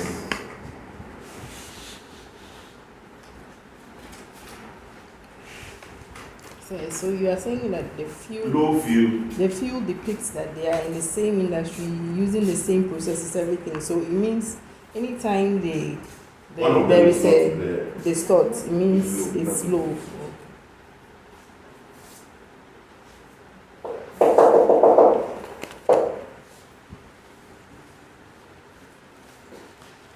So low field and high benefit. That's what I see. Low field and high benefit. But here, just that in the book, the value trap business, he said the SB operates outside of the industry, and the parent has no knowledge of the factors. But here, they operate in the same industry, just that they have what? Different systems. Please, do you get me? They have different systems. All right.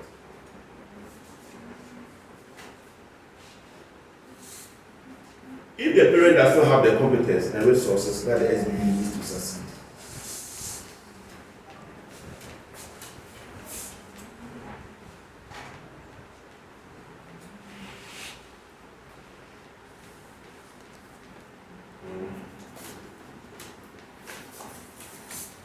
however, the field is therefore low. However, the parents have the competence and resources that the SB needs to succeed. Therefore, there is an opportunity to add value, and therefore the benefit is high. Value trap business should be approached with care. The parent has the ability to add value. However, the lack of feel creates the risk that they may do more harm than good. This business should only be invested in if the parent is willing to learn about the business of the SBU and the industry to place and come into the happiness sector of business. So, in this case, if they can make sure that their IT systems are the same as that of the parent across, then you can move them to Heartland. That's what it means.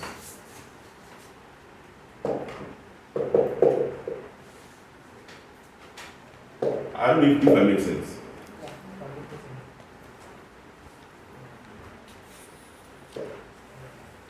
Please, am I making sense? Yes. Alien business. Alien business, the SB operates outside of the industry, and the parent has no knowledge of the factors that will be needed to make the business successful. The field is low. The potential business already has the competence it needs for success. It does not need the assistance of the parent, and so the benefits also low.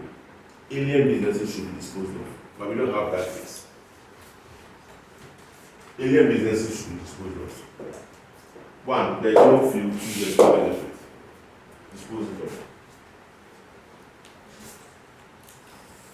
So are you saying the Heartland business is the most ideal? That's what I'm saying. Now you put the hearts not war. I want one.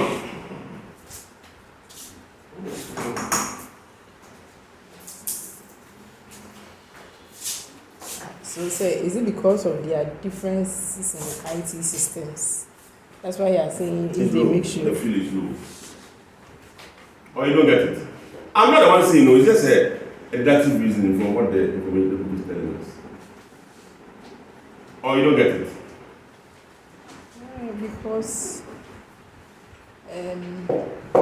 depending on if the field is not low, why is it that the management want to change the IT system? They know that they have to change, but they're not going to change over 5 years. Why are they? It's not in the case.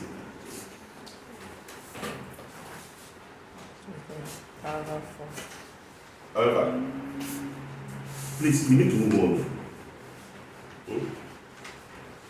Did you know in the case? I'll say, when businesses were acquired in other parts of the country, they were allowed to. One outcome of this is that each regional division is. No. Go to the top. Read the no. Please read the third paragraph. Please. When 5 years ago, the present regional divisional structure, Greater Accra Ashanti, was formalized, an attempt 5 years ago, an attempt was made to ensure that a common system and ways of working were adopted across the 3 regions. But again, because of the pressure on the company at the time, this was never carried out as intended. Why is that 5 years ago they wanted to do that? If the field was high, why did they want to do that? The field was low.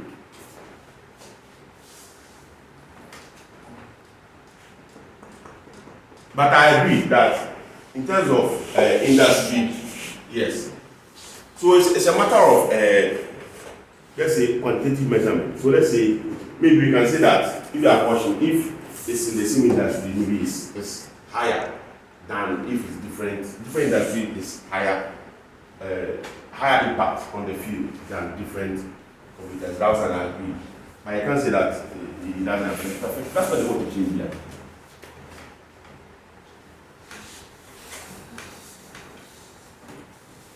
And if you look at the next paragraph, the last line, this has limited impact within the regions themselves, but make for some difficulties when coordinating action is required across the company. It's a problem. It's a problem because they have different, and as you say, when you use QuickBooks, when you use Tally, now we use how can you, how are you going to do that? But if you are using, let's say, QuickBooks now, it's just easy. Who are starting maybe next, starting not how to people. Maybe what? That's what it says. So please, it's a problem. Just that the impact is not as big as if we're in separate industries. That one I understand. But that's why it's here. So we need to correct that so that I can become this one.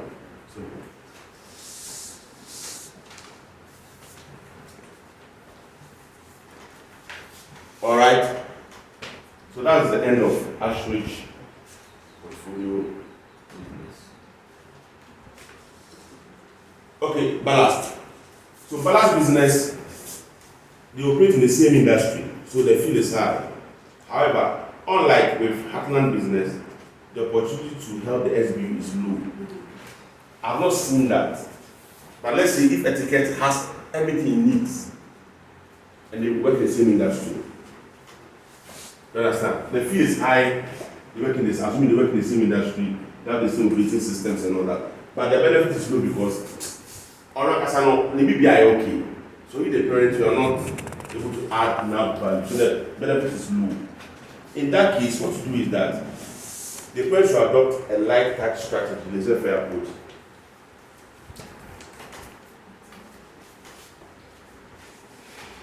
You are quiet, but in terms of control, you just be a bit hands-off. You can let them do their own thing.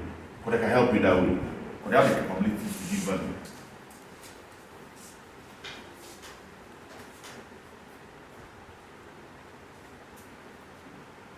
Do you understand? I said, well, and then you want to go and advise them how you should learn. It can be. Leave him.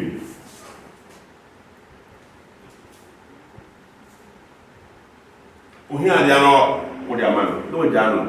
No, I am not here. What they are naturally because he's good on this, so you do the light touch approach. You understand what I mean? Yeah. So that's for ballast business. But I do not see that. I see this one and then this one.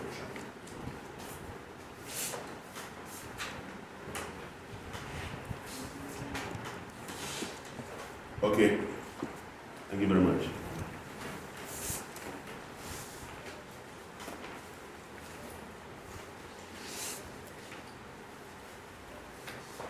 Are we okay?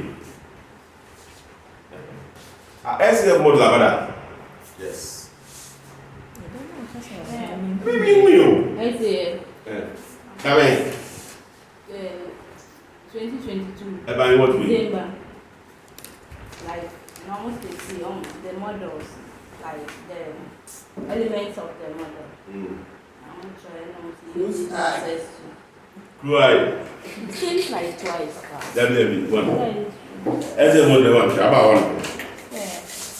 But December they make December. 2022.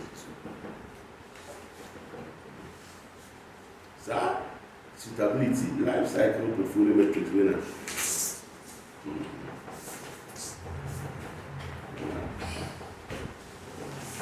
All right.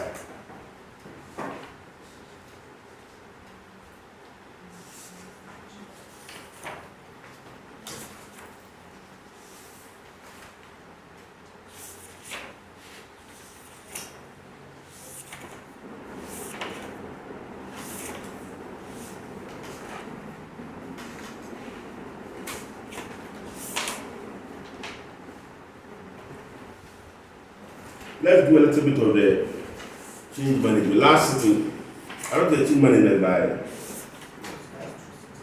last two sittings by last sitting. Yeah, there was nothing about change management.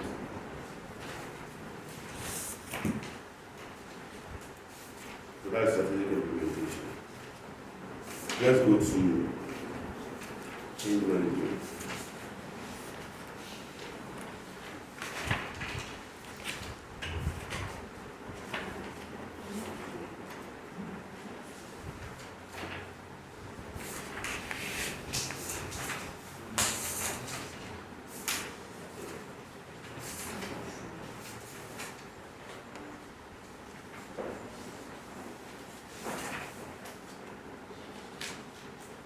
The last time change management by page 242.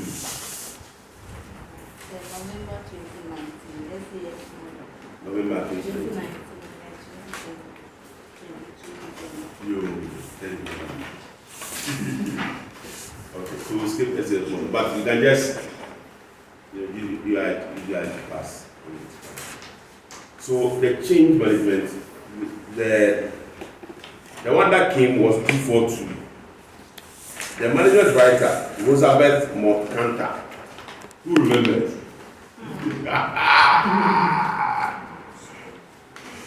Who remembers? Suggested that there are cultural reasons why an organization might be more change adept than others. But we are better. So, I don't know. Let's just go through it. Okay. Let's just go through it. So, Elizabeth Motkanta, model say 2. This is 1. Alright. This one looks at why one organization might be more adept at change. If you say adept at change, please do you understand? They are easier and more flexible to change than the others. There are 3 key attributes. 1, imagination to innovate.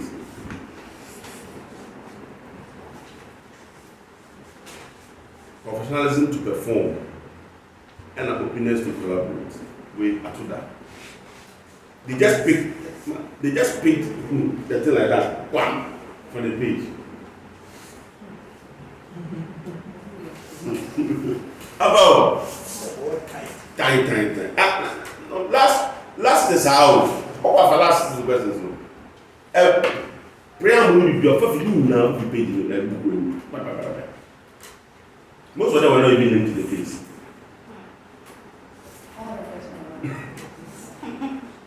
So that's why Miss President will say we do general things, not necessarily linked to the case. Because almost a whole case, most of you prepare to write that. That's what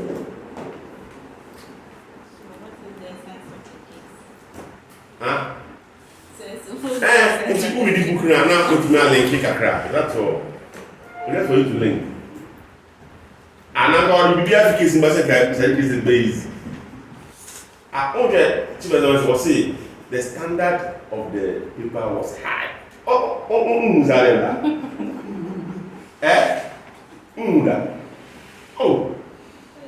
Madam Mula. What solution be a 2,000 comments no? Or come on top of or the standard of the paper was good, and the standard of the paper was high. A good around that, a more editing, but normal. Somebody was hiding and everything. I guess how many chartered accountants have been having this country? I know the experiment. So by the time you charter, people have died and you come and replace them. Or some have gone on retirement.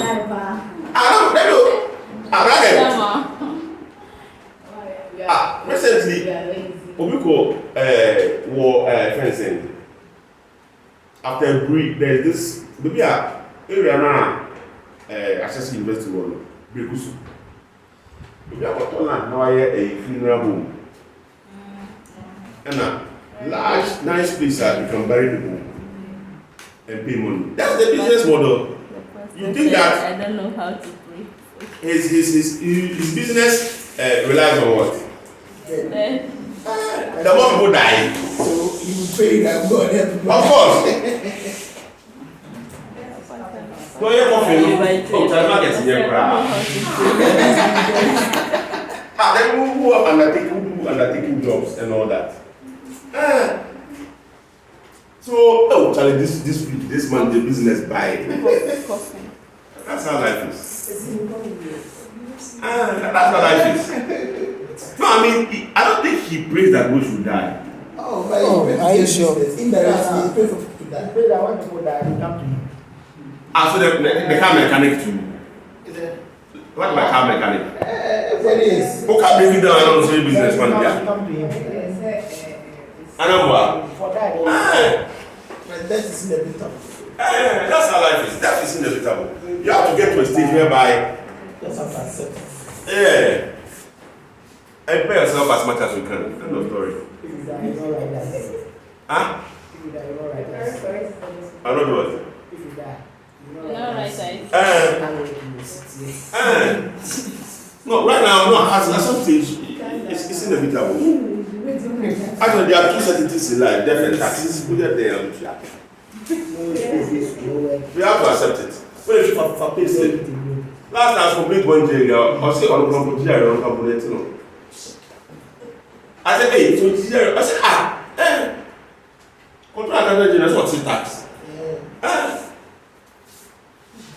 But the president, vice president, first lady, they must all pay tax. So I don't know why somebody there, in fact, you have to cancel that. All of them have to pay tax. No one will say that here. Yeah, paid some before. Oh, they should pay. Before they were president. Who implement it and say come? Before they were president, they were paid. I don't want to judge right now. Okay, so sometimes I don't even check the place. We also mean net. In the figure, unless man said figure no, I don't know my cash. What was where if you know my area? In the tax rate, changing, how do you feel? 2024, so much in year can. How did you feel? I was mad.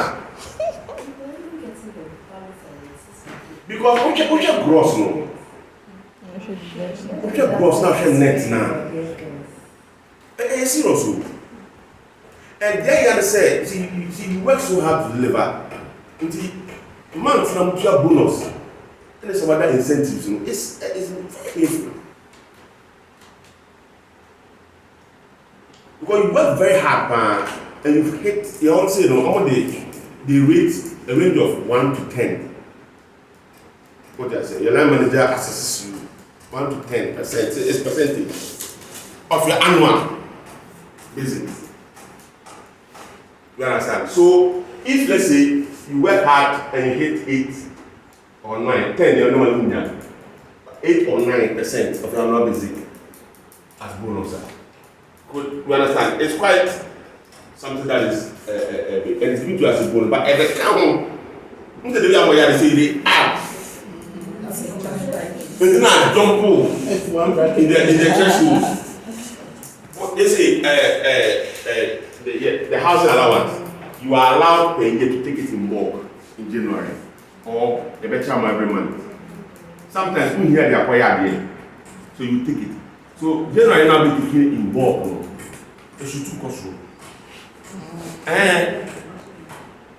Or it won't take now share gross a buy. Net tax a till within net have to account to one. Hey, yeah. He said they use the tax to No, it's a rules and it's annoying because 7 years now that's now where you're paying. And yet,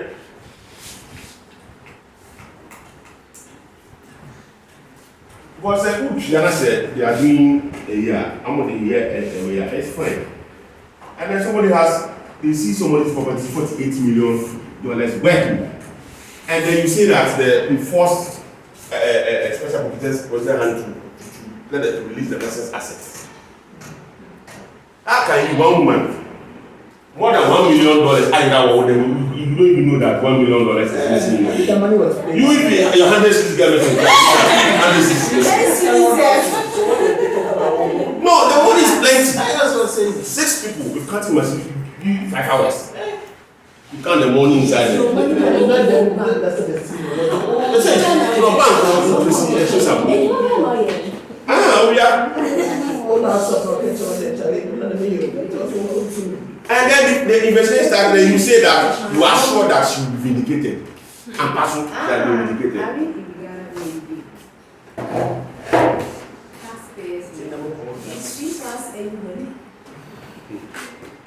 So, imagination to innovate, professionalism to perform, openness to collaborate.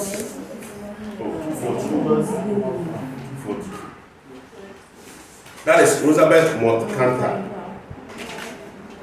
Okay.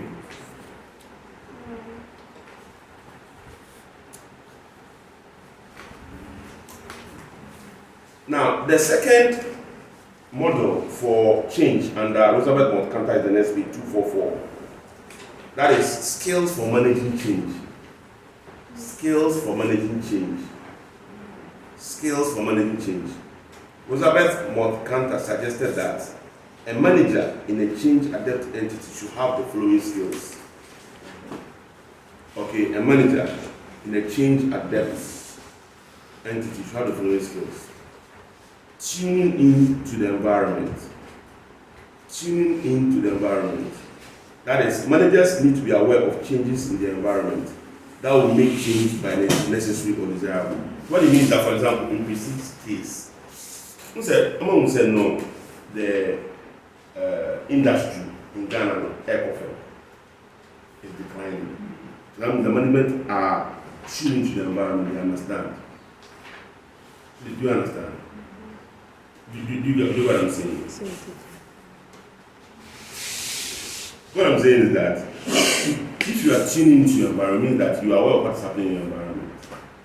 And one of the things that's happening in the environment of Prestige is that the real estate sector is declining.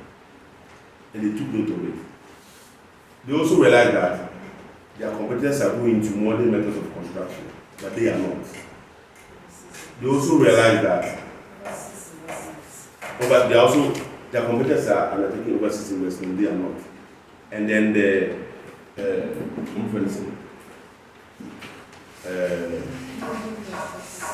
sustainability homes or sustainable homes, they also lack there. So it means that they are what? Tuned to the environment, they're able to know. Okay. They should be able to challenge the prevailing organizational wisdom. They should be able to challenge the prevailing organizational wisdom. They must be able to communicate a compelling aspiration. They should be able to communicate a compelling aspiration.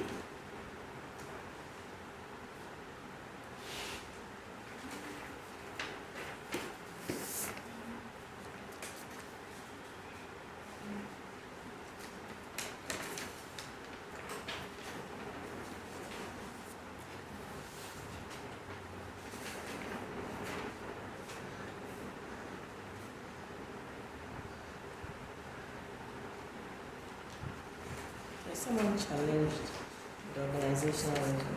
And that's what I'm looking for. Page 10. Paragraph 3, 4.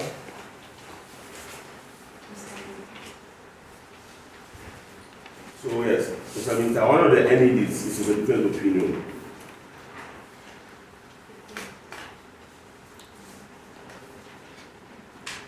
He thinks that sticking to the existing way of doing this is a recipe for disaster. He argues that the recent performance of the real estate industry leader, increased competition by new entrants, the government sustainability practices agenda, and the threat posed by the effect of climate change, all require a much more proactive response by business. So he wants some change too, but the others feel that the board and the chairman and CEO, they do not see any reason to change. But Mr. Minta, one of the NEDs is of a different opinion, so he's challenging that. So it could be asked, okay, assuming Mr. Minta wants to be able to convince the board and the chairman and the CEO, they need to change.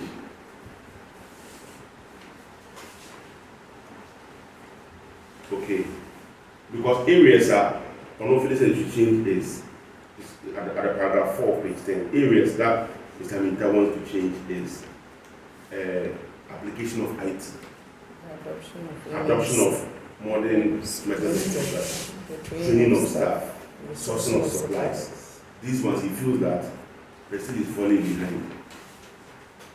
But these are the, as per Elizabeth Montcanta, these are the skills that Mr. Minta needs to be able to effect that change. Please, do you get me?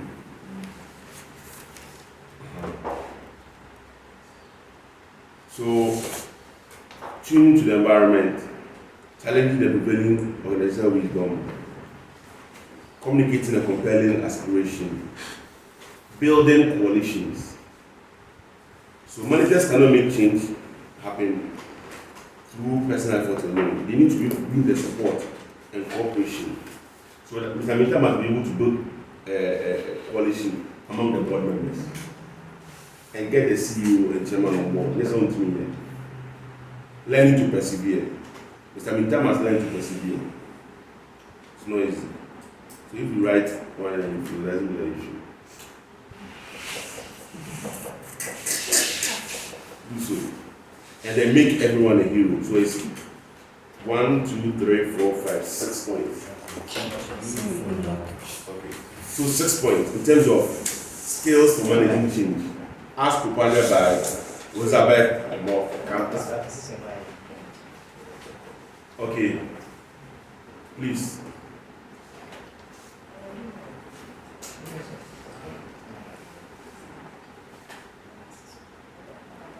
Anna Lewin.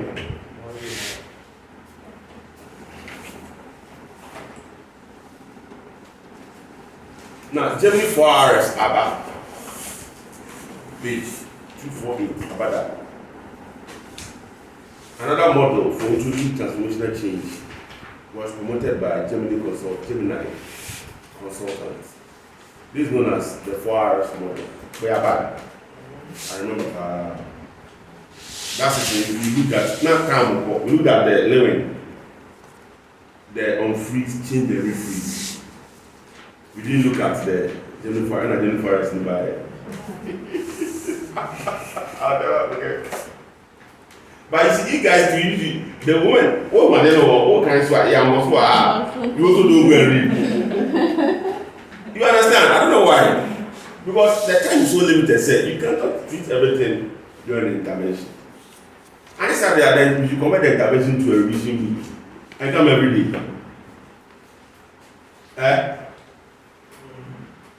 By any person.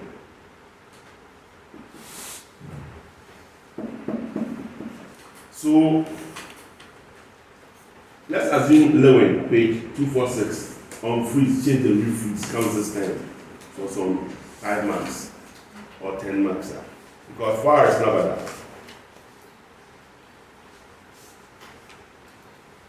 Lewin also suggested, that's page 246, section 8.3. Lewin also suggested an approach to introducing planned transformational change, which is sometimes called prescriptive plan change theory. he suggested that a planned process for change should begin with 1. Identifying the cause of the problem and the reasons why change is needed. And he has, right now the cause of the problem is that the chairman, the existing board members, and the chairman and chief executive have not seen any reason to change the way it is done. That's the reason. How would you say the way I had the eye is normal, we should do that. Okay. Identifying opportunities for making improvement through transformational change. And that is why Mr. Minta is saying that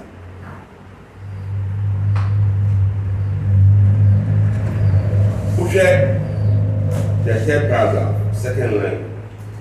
Prestige business has not performed as well as its competitors. So there's clear evidence that Prestige is not performing well as compared to its competitors. And that is one of the compelling ways that you can base on to read through. Let them understand. Okay. He thinks that sticking to the existing way of doing things is a recipe for disaster. Okay. Alright. Now, the change process then needs to go through 3 stages: unfreeze, change, and refreeze. Unfreeze, change, and refreeze.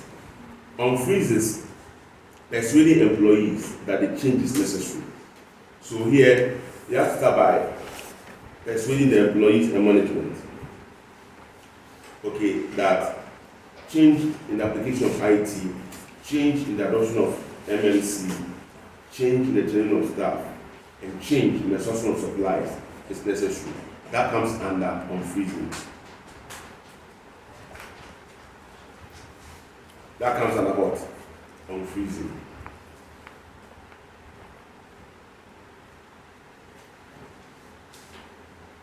So encouragement comes under unfreezing. However, this is not enough. It's also necessary to offer employees an attractive alternative for the future that can be reached by changing the current situation. So you can also let them understand that, especially the benefits of the training. Sometimes training be or if it's outside, you get your per diem. Apart from the knowledge that boosts, if you are actually about a certificate, but I can insist that training is important. Let's give you certificates so that you can put it on your CV. You understand? And of course, some allowance there. Now, it's a very good to go for training.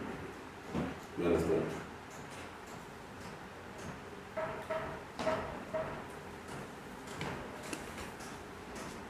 Alright, so that's unfreezing.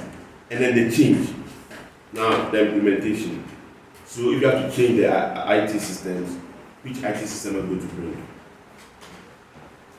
Alright. And then management should also provide sufficient resources to implement the change. But can it easy? To be able to change, change it to SAP, for example, across all these entities, across money. You are now going to buy the software, pay IT people to now install on all of them, and then monitor, and then train people to use it. It all costs money. And during the change, you should involve a lot of the people. So participate, we call them, it's a participatory management process. Participatory, that's the change. And a refreeze. Refreeze is,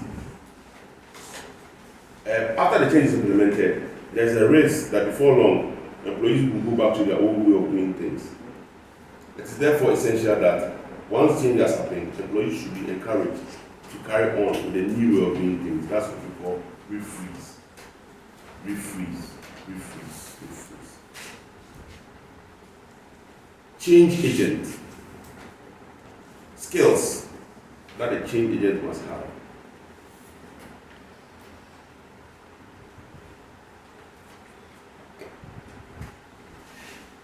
Explain the reason for change. Involve the individuals affected. Maintain communication with employees at all times. Provide training. and then emphasize the benefits. Change the job. Okay.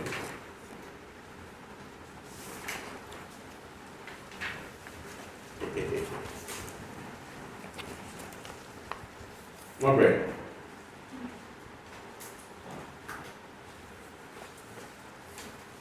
Eh? Okay.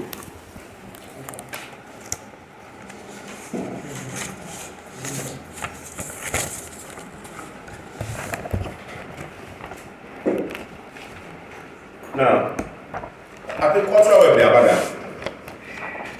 Culture will be about that. Right.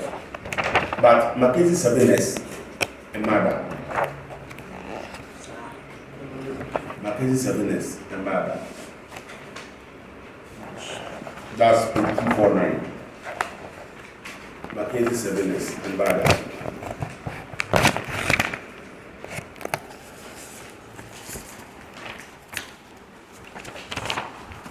What is the purpose? The 7S approach is a model, page 249, section 9.1. Page 249, section 9.1. Page 249, section 9.1. The 7S approach is a model for the successful implementation of strategic change. So it's a model for what? Successful implementation of what? Strategic change. 7S. It is based on the view that there are 7 factors that contribute to the effectiveness of an entity, all of which must be taken into consideration when implementing change. So in order to introduce change effectively, all these factors, and there's a second purpose. The last paragraph under 9.1 is the 7S approach can be used to carry out an internal assessment of the capabilities or competence of an entity. So there are 2. The animal called Mackenzie 7S, 2 purposes or 2 uses. 1, for the successful implementation of strategic change, and 2, to what? Carry out an internal assessment of the capabilities of an entity.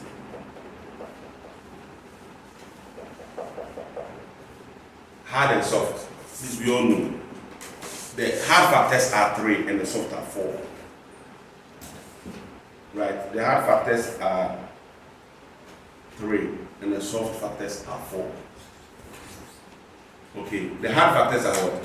Strategy, structure, and systems. Strategy, structure, and systems. Strategy, structure, and systems. The hard factors. Out of the 7, there are 3 hard, 7 soft. Strategy, structure, and systems.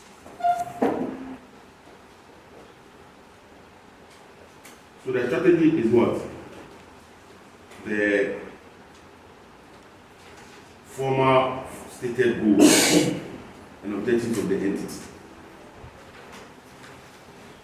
So in terms of prestige, and a vision on it.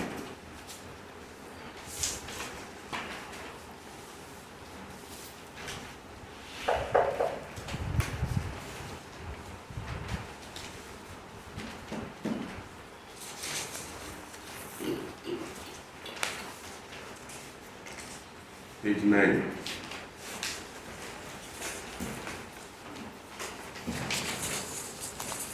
Page 9.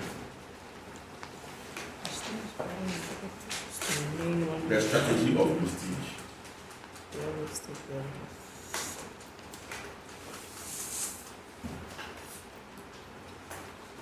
So, their primary objective is to remain one of the leading real estate house builders, building homes ranging from low cost to large premium family homes. Its strategy to achieve this objective is to build on existing skills and competencies while maintaining firm cost control and continue to produce quality homes that customers want to buy. So this is the strategy. If you want to implement any change, you must find a way of changing this one. What's more change?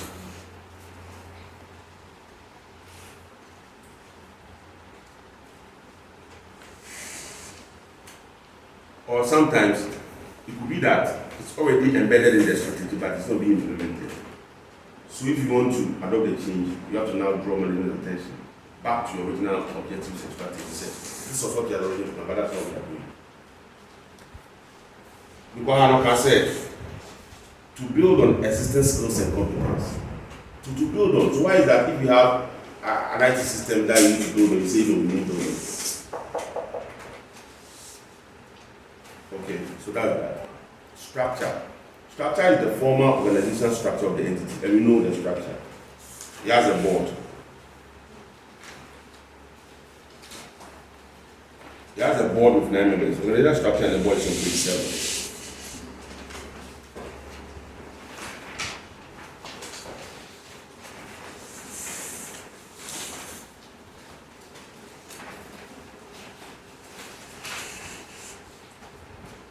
Okay.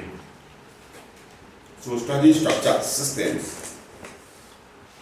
These are the systems that operate within the organization, including manufacturing systems, procedure systems. So you should be able to explain like this through the book, add the manual things, and then find something to add. If you are in a hurry and you cannot find it to add, whatever you remember from the book, you write it down. Please do you understand what I'm saying?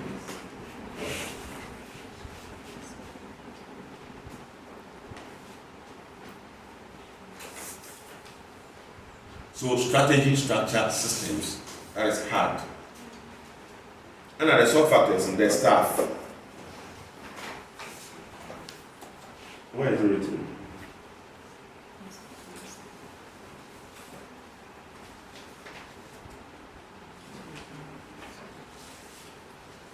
Is there any point about the staff? Page 9. House building process. Third paragraph. Where is the staff? Third paragraph. Under the house building process. You still has a core staff in institutional operating companies who decide on and control all the activities of the body by a contract out development function to planning specialists and architects. You see sometimes using specialist subcontractors to undertake on-site building tasks and control of the firm. Yes. But just that he didn't state the number of staff, but at least he gave an indication of the core staff, the contract staff, and then the specialist subcontractors. These are the 3 staff levels. Skills. So staff skills. Is there any way to talk about the skills?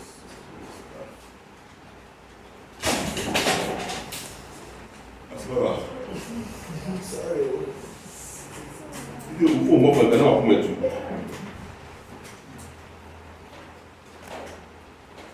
All right.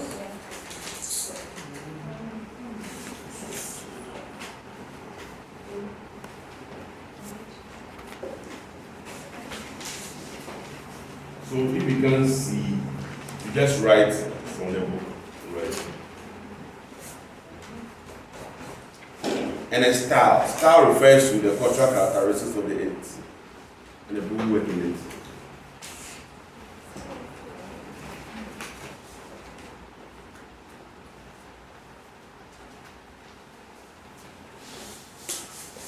So I think as for cost control, they have a culture of cost control by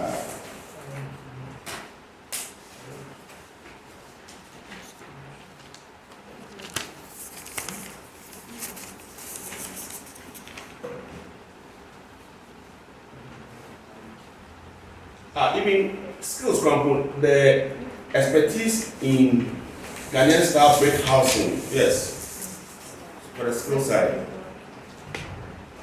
That's page 11. Expertise in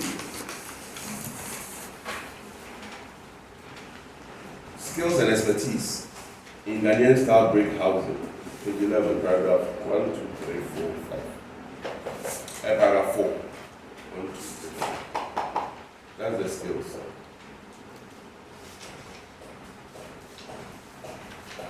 style, look at corporate governance. You look at the style, right? Look at page 8 under corporate governance. You realize that prestige board acknowledged that by adopting and implementing the highest standards of corporate governance, this sets the standard for values for the entire. In fact, they have a very positive attitude towards organizing corporate governance. And it goes on to say that the company seeks to comply with the best practices in all areas of corporate governance and continue to review the company's procedure to maintain proper control and accountability. You understand? So in terms of style. Alright. Shared values. Shared values. Shared values. So they also have the value of seeking to integrate sustainable policies into their normal being. No beyond the sustainable policies. Page 9. The first part of it.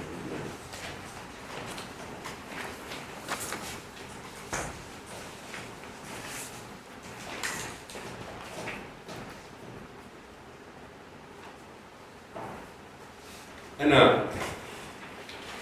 the last paragraph of page now say, as a very traditional company, right? So they are a very traditional company in terms of their value systems. They're a very traditional company in terms of their value systems. Shared values. Okay, as for cultural, we won't touch it. But coming to you, but this is Mackenzie 7S. Mackenzie 7S. Mackenzie 7S. Hey, business plan. And I'm up there. Hey. Hey. The cultural characteristics of identity and the people who work in it. The style, the style, very traditional. That is the shared value. The shared value, no. Only very traditional. Our shared value, very traditional. And I mentioned three things also. The shared values. They are traditional. Shared values. And No, style already. compliance. Oh, The style. yes. Yes. For leadership level.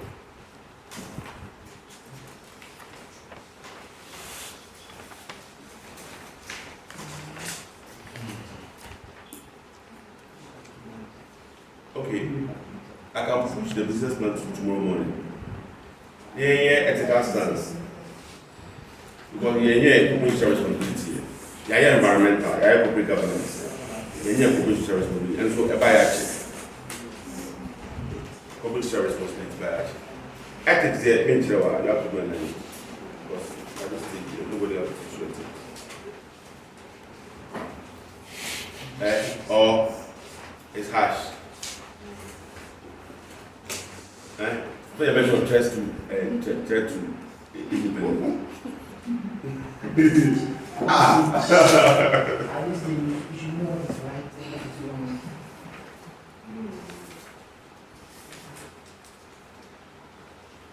Go to church.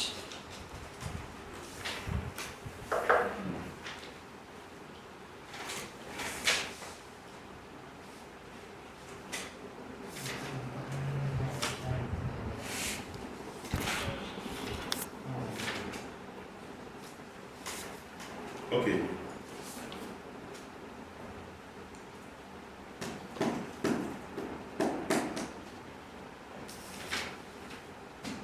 This was.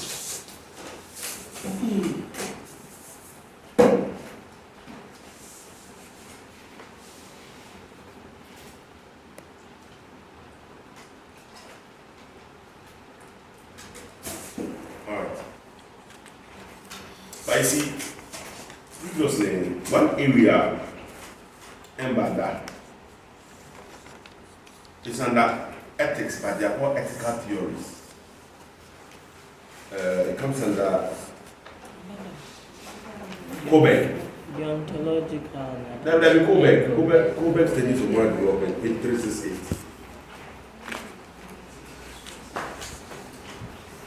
The chapter is chapter 11, but chapter 11, beginning the organization about, but in the middle, section 4 of chapter 11, page 368.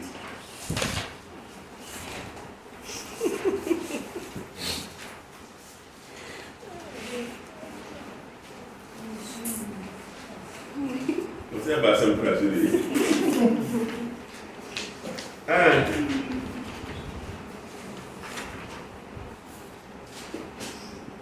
And the Tucker's 5 question model for ethical decision making. Yes. And the American Accounting Association model for ethical decision making. These are the 3 ethical theories.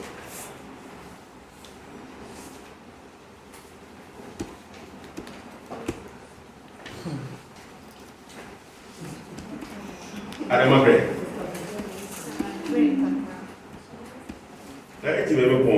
Let's take some 5 minutes break.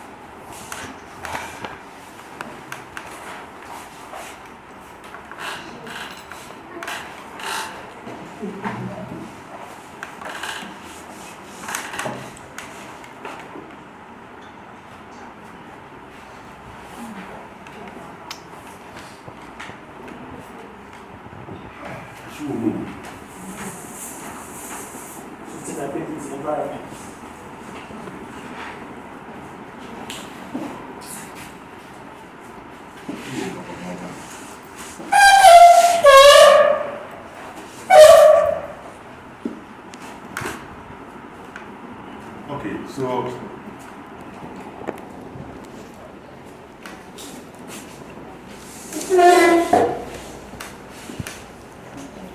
we are going to do the 3 theories of 3 ethical theories, and then the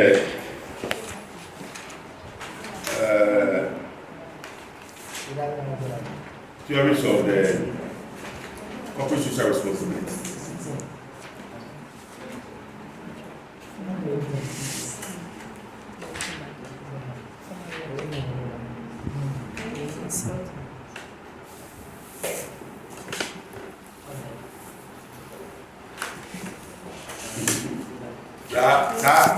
That question we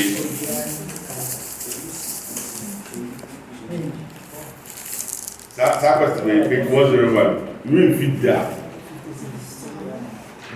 Maggie, page 101, 1.4. No, last 2 sittings. 401. Page 401, section 1.4. Influence of accounting profession in business and government. A function of the accounting profession is to report financial transactions and to report the financial performance and financial position of businesses. Information about business and other organizations comes largely from accountants. Arguably, accountancy has an influence on business and the government that is more continuous and more extensive than any other profession. I don't say the finance director then thinks that the accounting profession is more influential than all of them. Sabitech. He just lifted this one. He just lifted this one and bam! I didn't even know. What was the person I said? Whoa, that preamble from a function to that doctor continuous and more. Oh, they become just lifted like this. They put inside there as a. And also, right argument in support of the finance director of why the accounting profession is more influential than any other. Financial reporting, auditing, financial reporting, auditing, management accounting, tax, consultants, public sector accounting. 10 marks. Page Page. Page 4. Fourth row.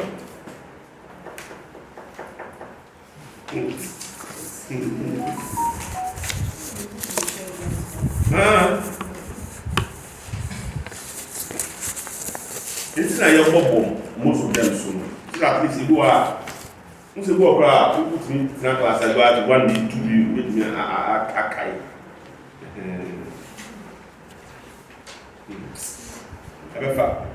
Okay, so the 6th stage of moral reasoning and development, Kobeck's 6th stage of moral development, page 368. Kobeck, we are doing ethical theories. There are 3 of them. Emada,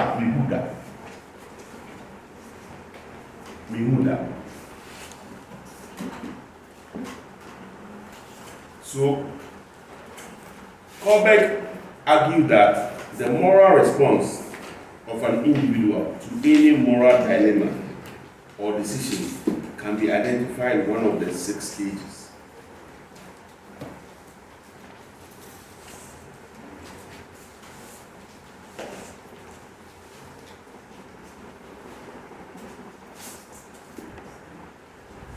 Or let me go to the top. 4.1. Kobeck is an American moral philosopher who developed a theory of moral behavior, which was first published in 1958. Page 368. Kobeck's stage of moral development. His theory attempted to explain the reasoning that makes individuals make their decisions when faced with a moral dilemma. He argued that all individuals go through stages in their moral development. He identified 6 developmental stages that an individual might go through, although most individuals don't go through all 6 in their life. The stages are progressive, that is, you start from stage 1 and work upwards. Each higher stage of moral reasoning is better at dealing with moral dilemma than earlier stages. It is extremely rare for an individual having reached one stage to fall back to a lower stage of moral reasoning. However, individuals do not act at all times at the highest stage of moral development.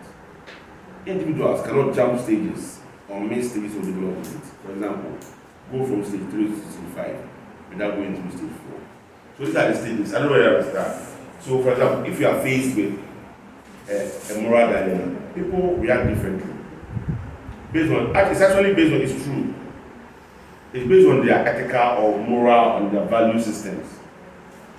So that is why these days at work, when I'm training, when the young people come in and training them, I always insist on values. Because to be frank with you, that is the difference between us and the advanced countries, values. Because about intelligence, people do very well. Ghanaians students score the top classes and get straight A's and all that. So it's not about intelligence and values. That is why one person will use the intelligence to cheat people, and another person will use the intelligence to help people. But I prefer to be in the middle. Use your intelligence to create value for others and yourself. That is for me. You understand? People are using it to like he will win and he will lose. That's their approach. They cannot see beyond that in their work as an accountant, in their personal life, in their relationship, and they're always out for themselves. Very, very selfish. Always they want to win and not to lose. It's a very bad thing. And you know how to also be stupid and all the time you are sacrificed for others. So you have to be in the middle, whereby you create a win-win situation. And when you do that, you develop. So assuming you are a politician, you are a director, you are this, you are that, you are that, you are a business manager of a business. If you can create that situation, look at it. Look at how you develop as a country. I said someone agreed that inherently the Satan is a selfish. No, but that's a negative categorization of the or the whole thing. Now, the reason why he's saying that. No. Ultimately, No, there's nothing. that happens someone. No, there's nothing wrong with understanding a reality. Don't let it move to philosophy, right? I'm saying that it's a philosophical fact that on the basis of reality, your argument holds. But is it the idea? That's where I'm coming from. So all philosophical thoughts look at, yes, the reality is true, but is it ideal? And so right from Socrates and Aristotle, Socrates, there was the concept of who a good citizen is. Go and read about it. So it becomes like an ideal. Other than that, it becomes like animals. If you go by the natural law of things. Because without rules and values, you are like an animal who start up killing each other. I say, accommodate me. If I'm hungry because I'm selfish, now come and kill you for your food. That's what, if you go on that track, that's what will end up. But we are saying that among all created beings, it's only human beings who are endowed with reason to a very high level. And so you have to use your reason to know that the state that you are in is bad. And apart from being endowed with reason, you also have the ability to change and improve. A goat, if he sees cassava leaves here, or banana, they're born, not cassava leaves. You understand? So are you saying that we should behave like goats? No, from a philosophical perspective. So what we are saying is that for the good of the society, we have to elevate our game. And all, even above all these Bill Gates, Facebook guy, and all these people, though they are rich, you check their value systems. It's very, very different. Warren Buffett, the house that he bought in 1965, that's the house still is. He's the second or third richest person. Money doesn't. Elon Musk, he doesn't even own a house. Recently, some small one-bedroom. The picture people were shocked. He's worth 100 billion. He's not the richest man also. He doesn't own a house.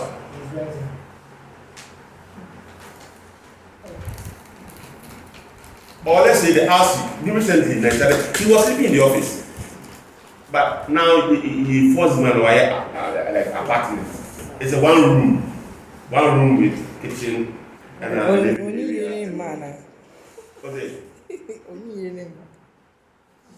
no, he has children. That's what I know what I'm trying to say is that, and life, the law of attraction, it's so that's why they're able to attract wealth, because the law does not control them. You tomorrow, if your salary gets to go to 100,000 a month, most of you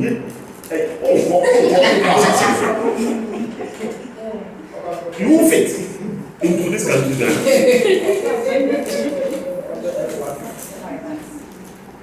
So God will not give it to you. Nature will take it from you. That's how it is.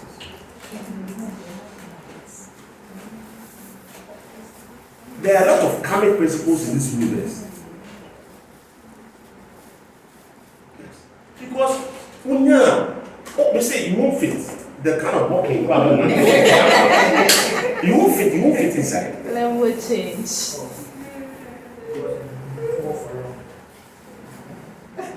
I'm saying that you won't fit inside the country. And so that is why you cannot develop. It was a politician because we are supposed to on developing the values, discover in someone, let's cannot, but then anything was not destructive. But if you are developing the values, discover in someone, we create value for both himself and others. It's a very unique thing. I always, anytime I get a chance, I tell people. Do you understand what I'm saying? What Aliko Dangote did with the oil refinery in Nigeria, they are not enough. That when the guy has political links, but he doesn't use political links only for himself. That one oil refinery he has reduced the entire import of crude oil to Ghana and Africa by 40%. He has created 400,000 real jobs accountable. And the indirect 600,000. One refinery with one political link, one business link. Obia, political will be begin scam at a accounting. But for that mindset, we're creating value. And that is why I also didn't trust America, because you see, we're blocking. Yes, I also didn't trust. For me, there's still a couple there, enemy problem. But who is kind of what? Or can we not a dollar for business? You get what I'm saying? Hey! No, you're chairman, you. No, you're chairman. Let's not say the point. But I'm going to I don't know what's right. Wait.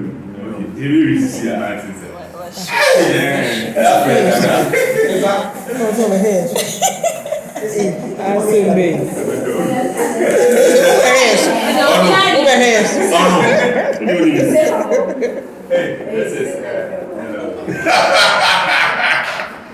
Please, do you understand what I'm saying? We don't get to certain levels, even Ghanaian businesses, into particular levels. A mindset in into transgenerational business. Because mindset in into who we are now.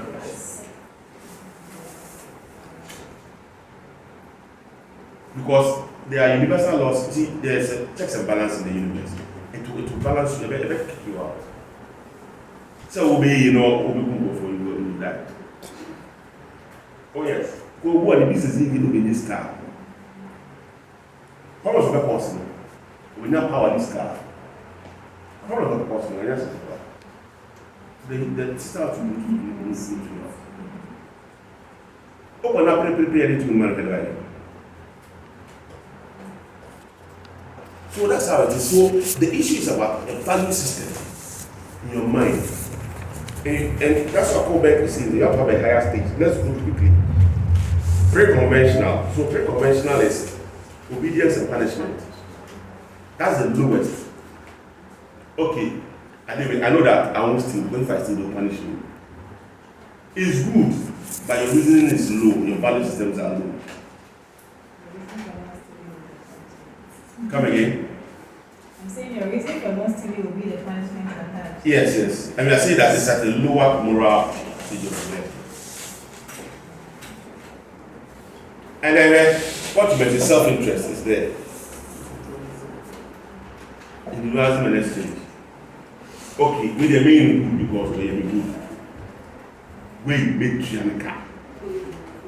So you see the level, moral level that Ghana deals with. Do you understand? Hello. It creates, a very bad negative karmic cycle for us. So after pre-conventional, you go to conventional. This is where we have interpersonal accord and conformity. That is good boy, nice girl attitude. So, and to maintain social order. So the next one is, okay, you know that a friend said, you don't want to be as far as a bad girl or bad boy. So you'll be doing things right. That's the next level. It's better than the lower one. Right. It's at the conventional level. Okay. And a social contract. That's post-conventional. So there's pre-conventional, conventional, and post-conventional. Post-conventional means that there's a social contract, a universal ethical principle. So that's where maybe sometimes the spiritual principles come in. Okay, you not steal because the Bible says that you not steal. Not because you punish, but here because there's a contract, there's a an ethical principle that you are living with. Please, do you understand what I'm saying? Universal ethical principles. So, for example, one of the universal principles that I fear most now, these days, is karma. Very, very good.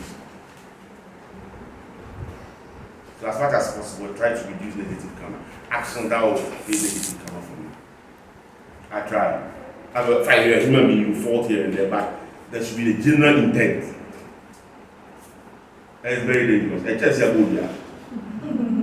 oh yeah, a lot of things are we ascribe to witchcraft and we are born. Yes, a karma. Yeah, what year in the past? Oh, it will come and bite you. They do it. It's a matter of time. I do it to the you. So it's a universal principle. So you have to try to reduce. And there's also good karma, right? To attract good karma, things that you do to go in the extra mile. You will be a human. Go the extra mile. You are sowing good seed for yourself. These are what you call universal ethical principles. And that's where, for me, this is the basic, most conventional that you should apply to your life. It's hard, eh? Why?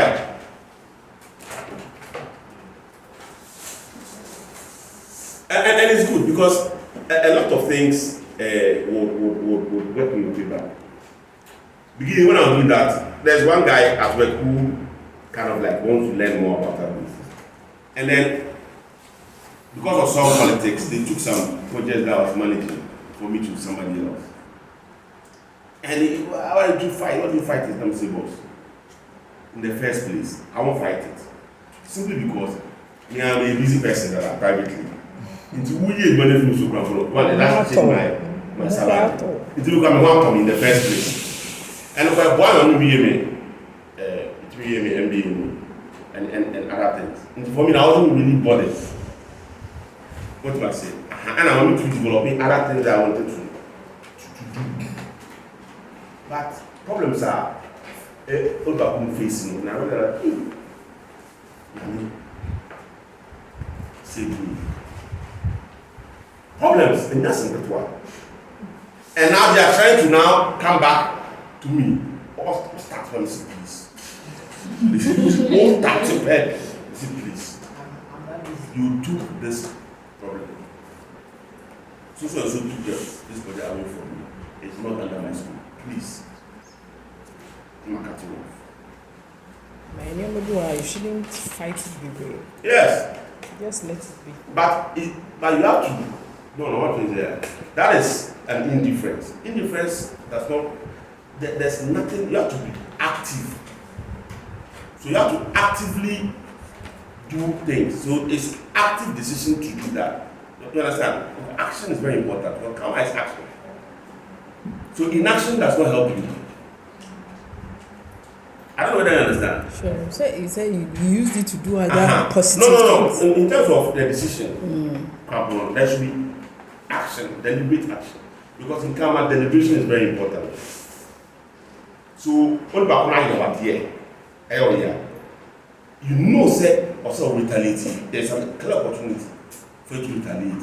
And then you say, I will not retaliate. You understand? There's a clear opportunity for you to retaliate. And then you deliberately say you will not retaliate. It's deliberation. You understand? Yeah.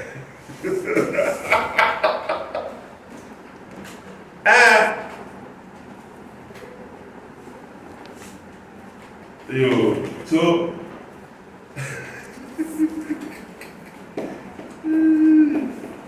all right, so that is that. So the pre-conventional has 2 stages, conventional has 2 stages, and the post-conventional has 2 stages.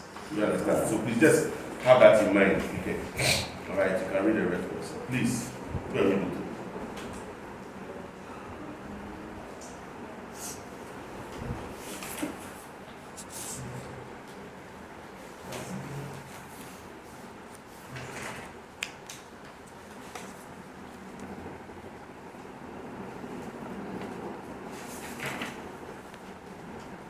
So let's look at Tucker's 5-question model. And then American accountant decision model for ethical decision making.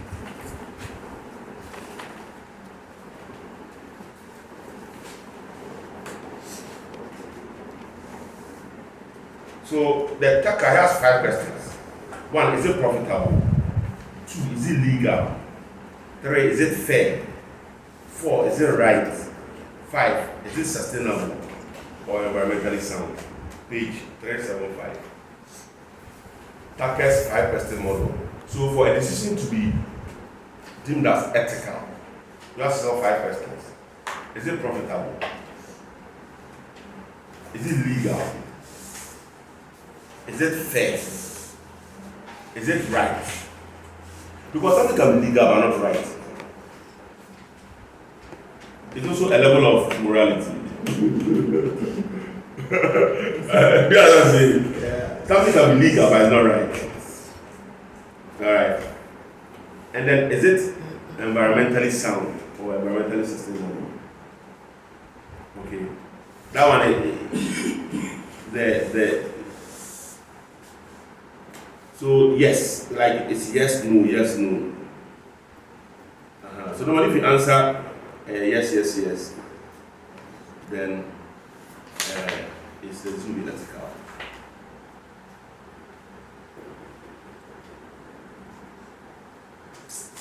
Something that you can read this, I don't control. I don't know what about. Level 7. American Accounting Association model. What are the facts? 7-step approach. What are the facts? What are the ethical issues involved? What is the moral principle relevant to the decision? What are the alternate courses of action? Which course of action seems best because it is consistent with the moral principle and values identified? What are the consequences of each possible course of action? What is the decision? So here, it helps you look at the consequences of your decisions before you make them. And it's a good way. I mean, so that if, let's say I choose to drink Guinness, I should be doing it ignorantly. You understand? I should have examined the consequences. Or if I choose to smoke, I should have understood the consequences, the danger, and everything. So I know that this is an informed decision. You understand what I'm saying? Oh, yeah, only know yeah. Yes, it's a fun about you, enemy, and then some people, you go read 3 months ago, say that was the devil. But I said, we didn't evaluate the consequences of what happened. I mean, no, not to. You know what I'm saying? And most of this I can do scan family. I mean, when I hear those kind of things, I'm watching me die. It's kind of the found. Oh wow, you knew and you took it.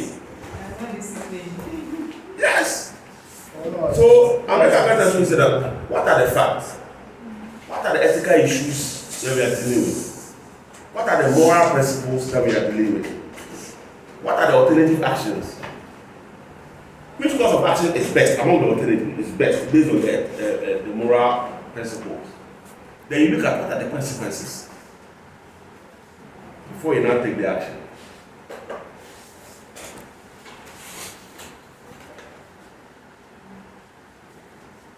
So if I take an action, I do my analysis so that if negative consequences, I don't blame anybody. You might have a fancy.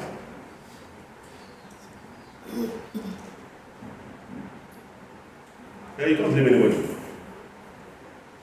If it works, fine. If it doesn't work, no negative as well, my fancy. Because what do you know? Now they are saying cool. That's what it says. What are the facts? What are the ethical issues? What are the moral principles? What are the alternate course of action? Which course of action seems best based on the moral principle?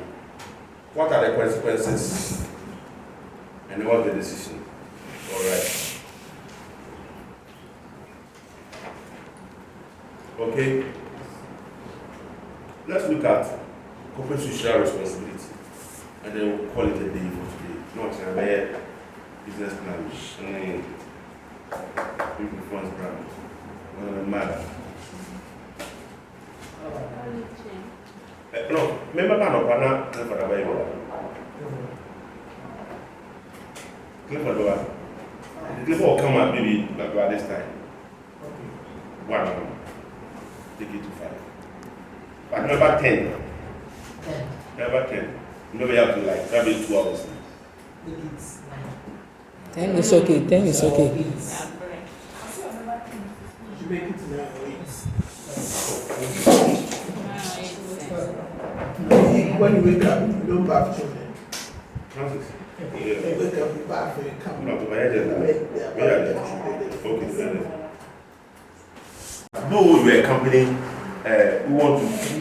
who is in business to make profit, you have to understand that you should also make a positive impact on the community and the people. You understand? So that's what corporate social responsibility is about. So the concept of corporate social now apart is because of moral development.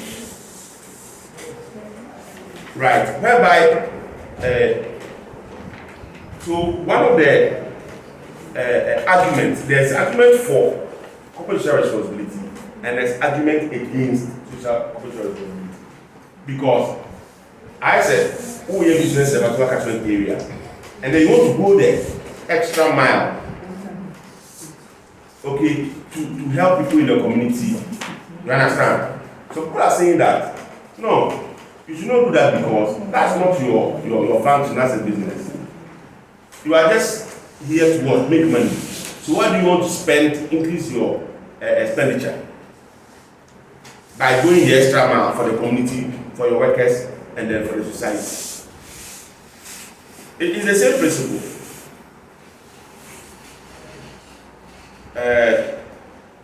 Page 385.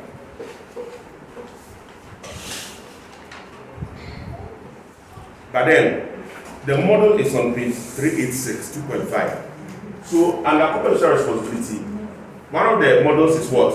Johnson and School's ethical stance for business entity.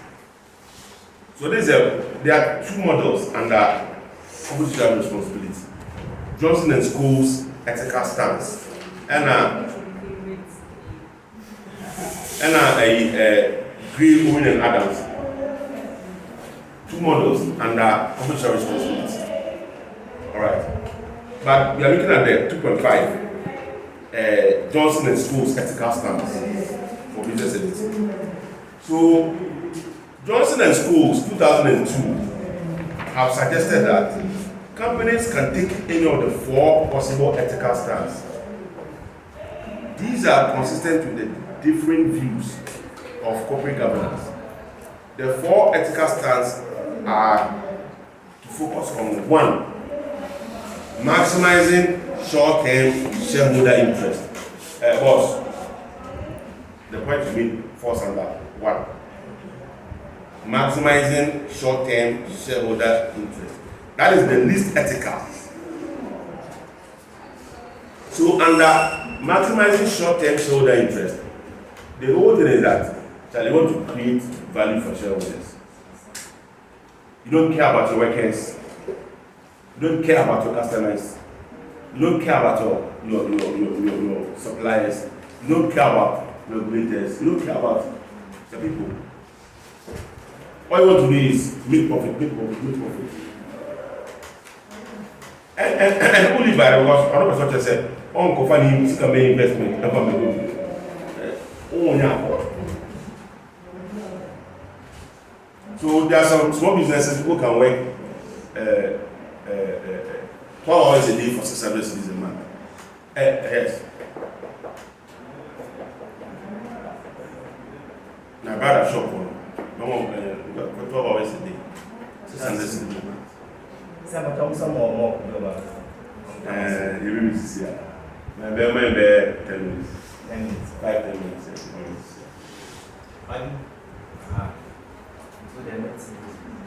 Okay, so that is maximizing short-term shareholder interest. That's one. The second one is maximizing long-term shareholder interest. Maximizing long-term shareholder interest. So in this case, you are selfish, but you are thinking that, there's long-term consequence, positive or negative. So that is why MTN, for say, they have MTN Foundation. Vodafone has Vodafone Foundation. It's at the second level, maximizing long-term shareholder interest. They know that they have to make profit, but they realize that it enhances their brand reputation and helps them keep their customer base when they do those kind of things. So a week, they donate, is it Paintsiwaa?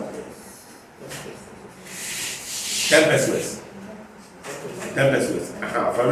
What's also to and every year they do the donation to the National Cardiothoracic Center. Because of that, though a cow, but realize that right now I wake so in the market, for people who say, oh no, at this scam, but the year I don't hear. So that is the maximizing long term, and at the minimum, this is where you should be. That mindset. If you have staff, you want the staff to stay with you and work for you, you have to treat them well.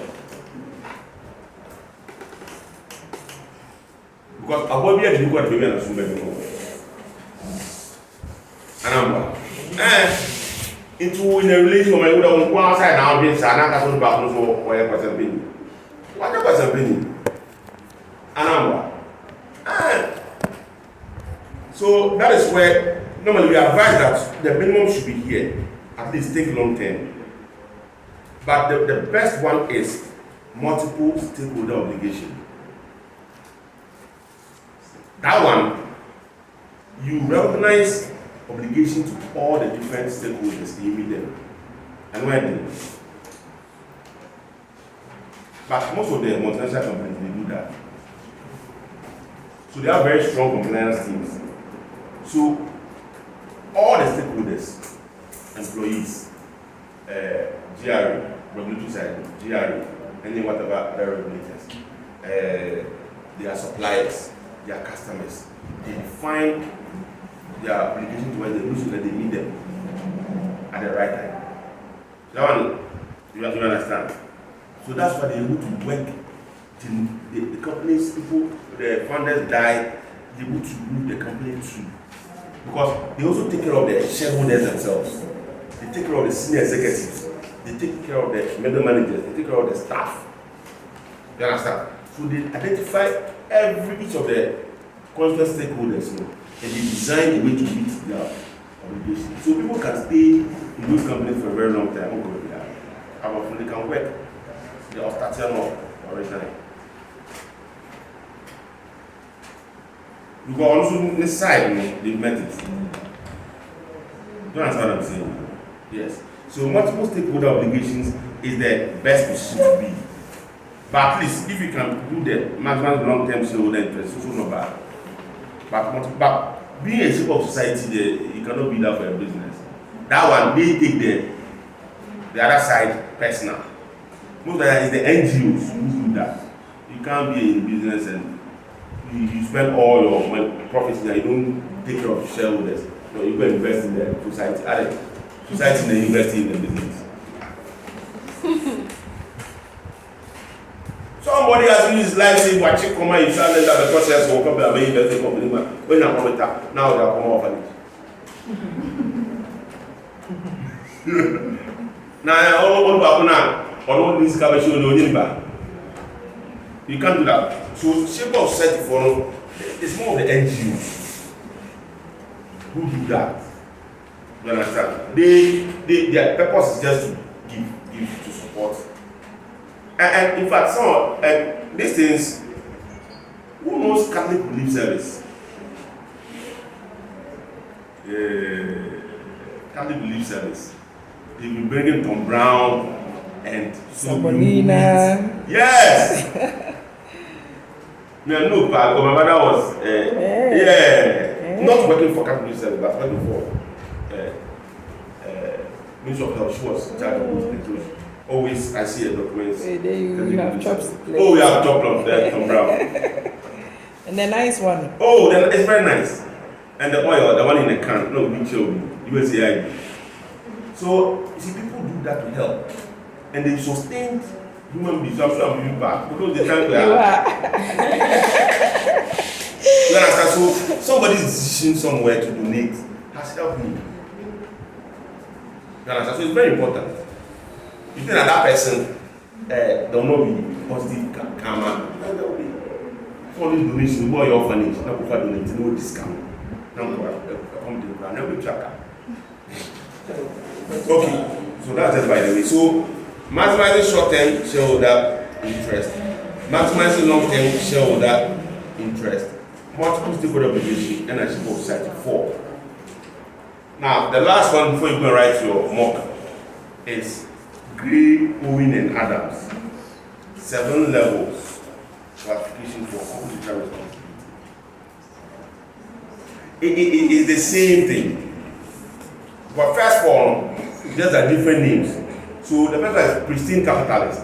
So pristine capitalist is the same as the maximizing short-term shareholder interest. You know, the only responsibility of a company is to make money for its shareholders and to maximize shareholder wealth. That's their position.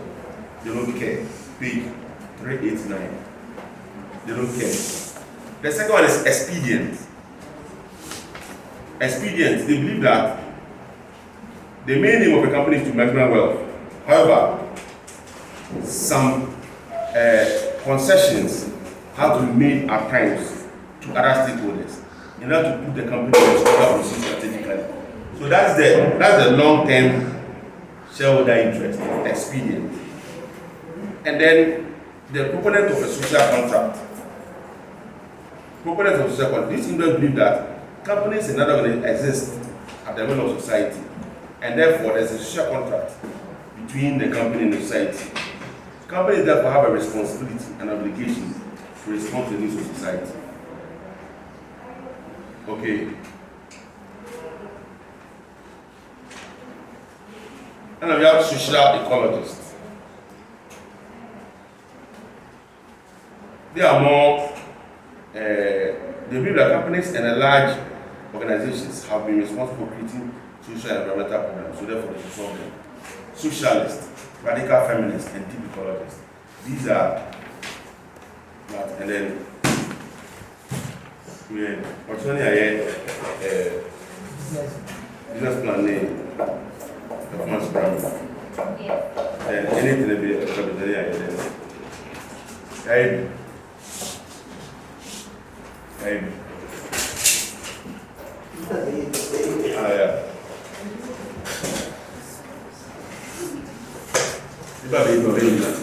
I go to the mock song. Oh no, I'm not fast.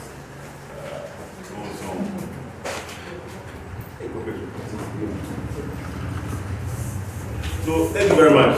Thank you too. God bless you. For your time and listen to my boring preaching and philosophical presentations.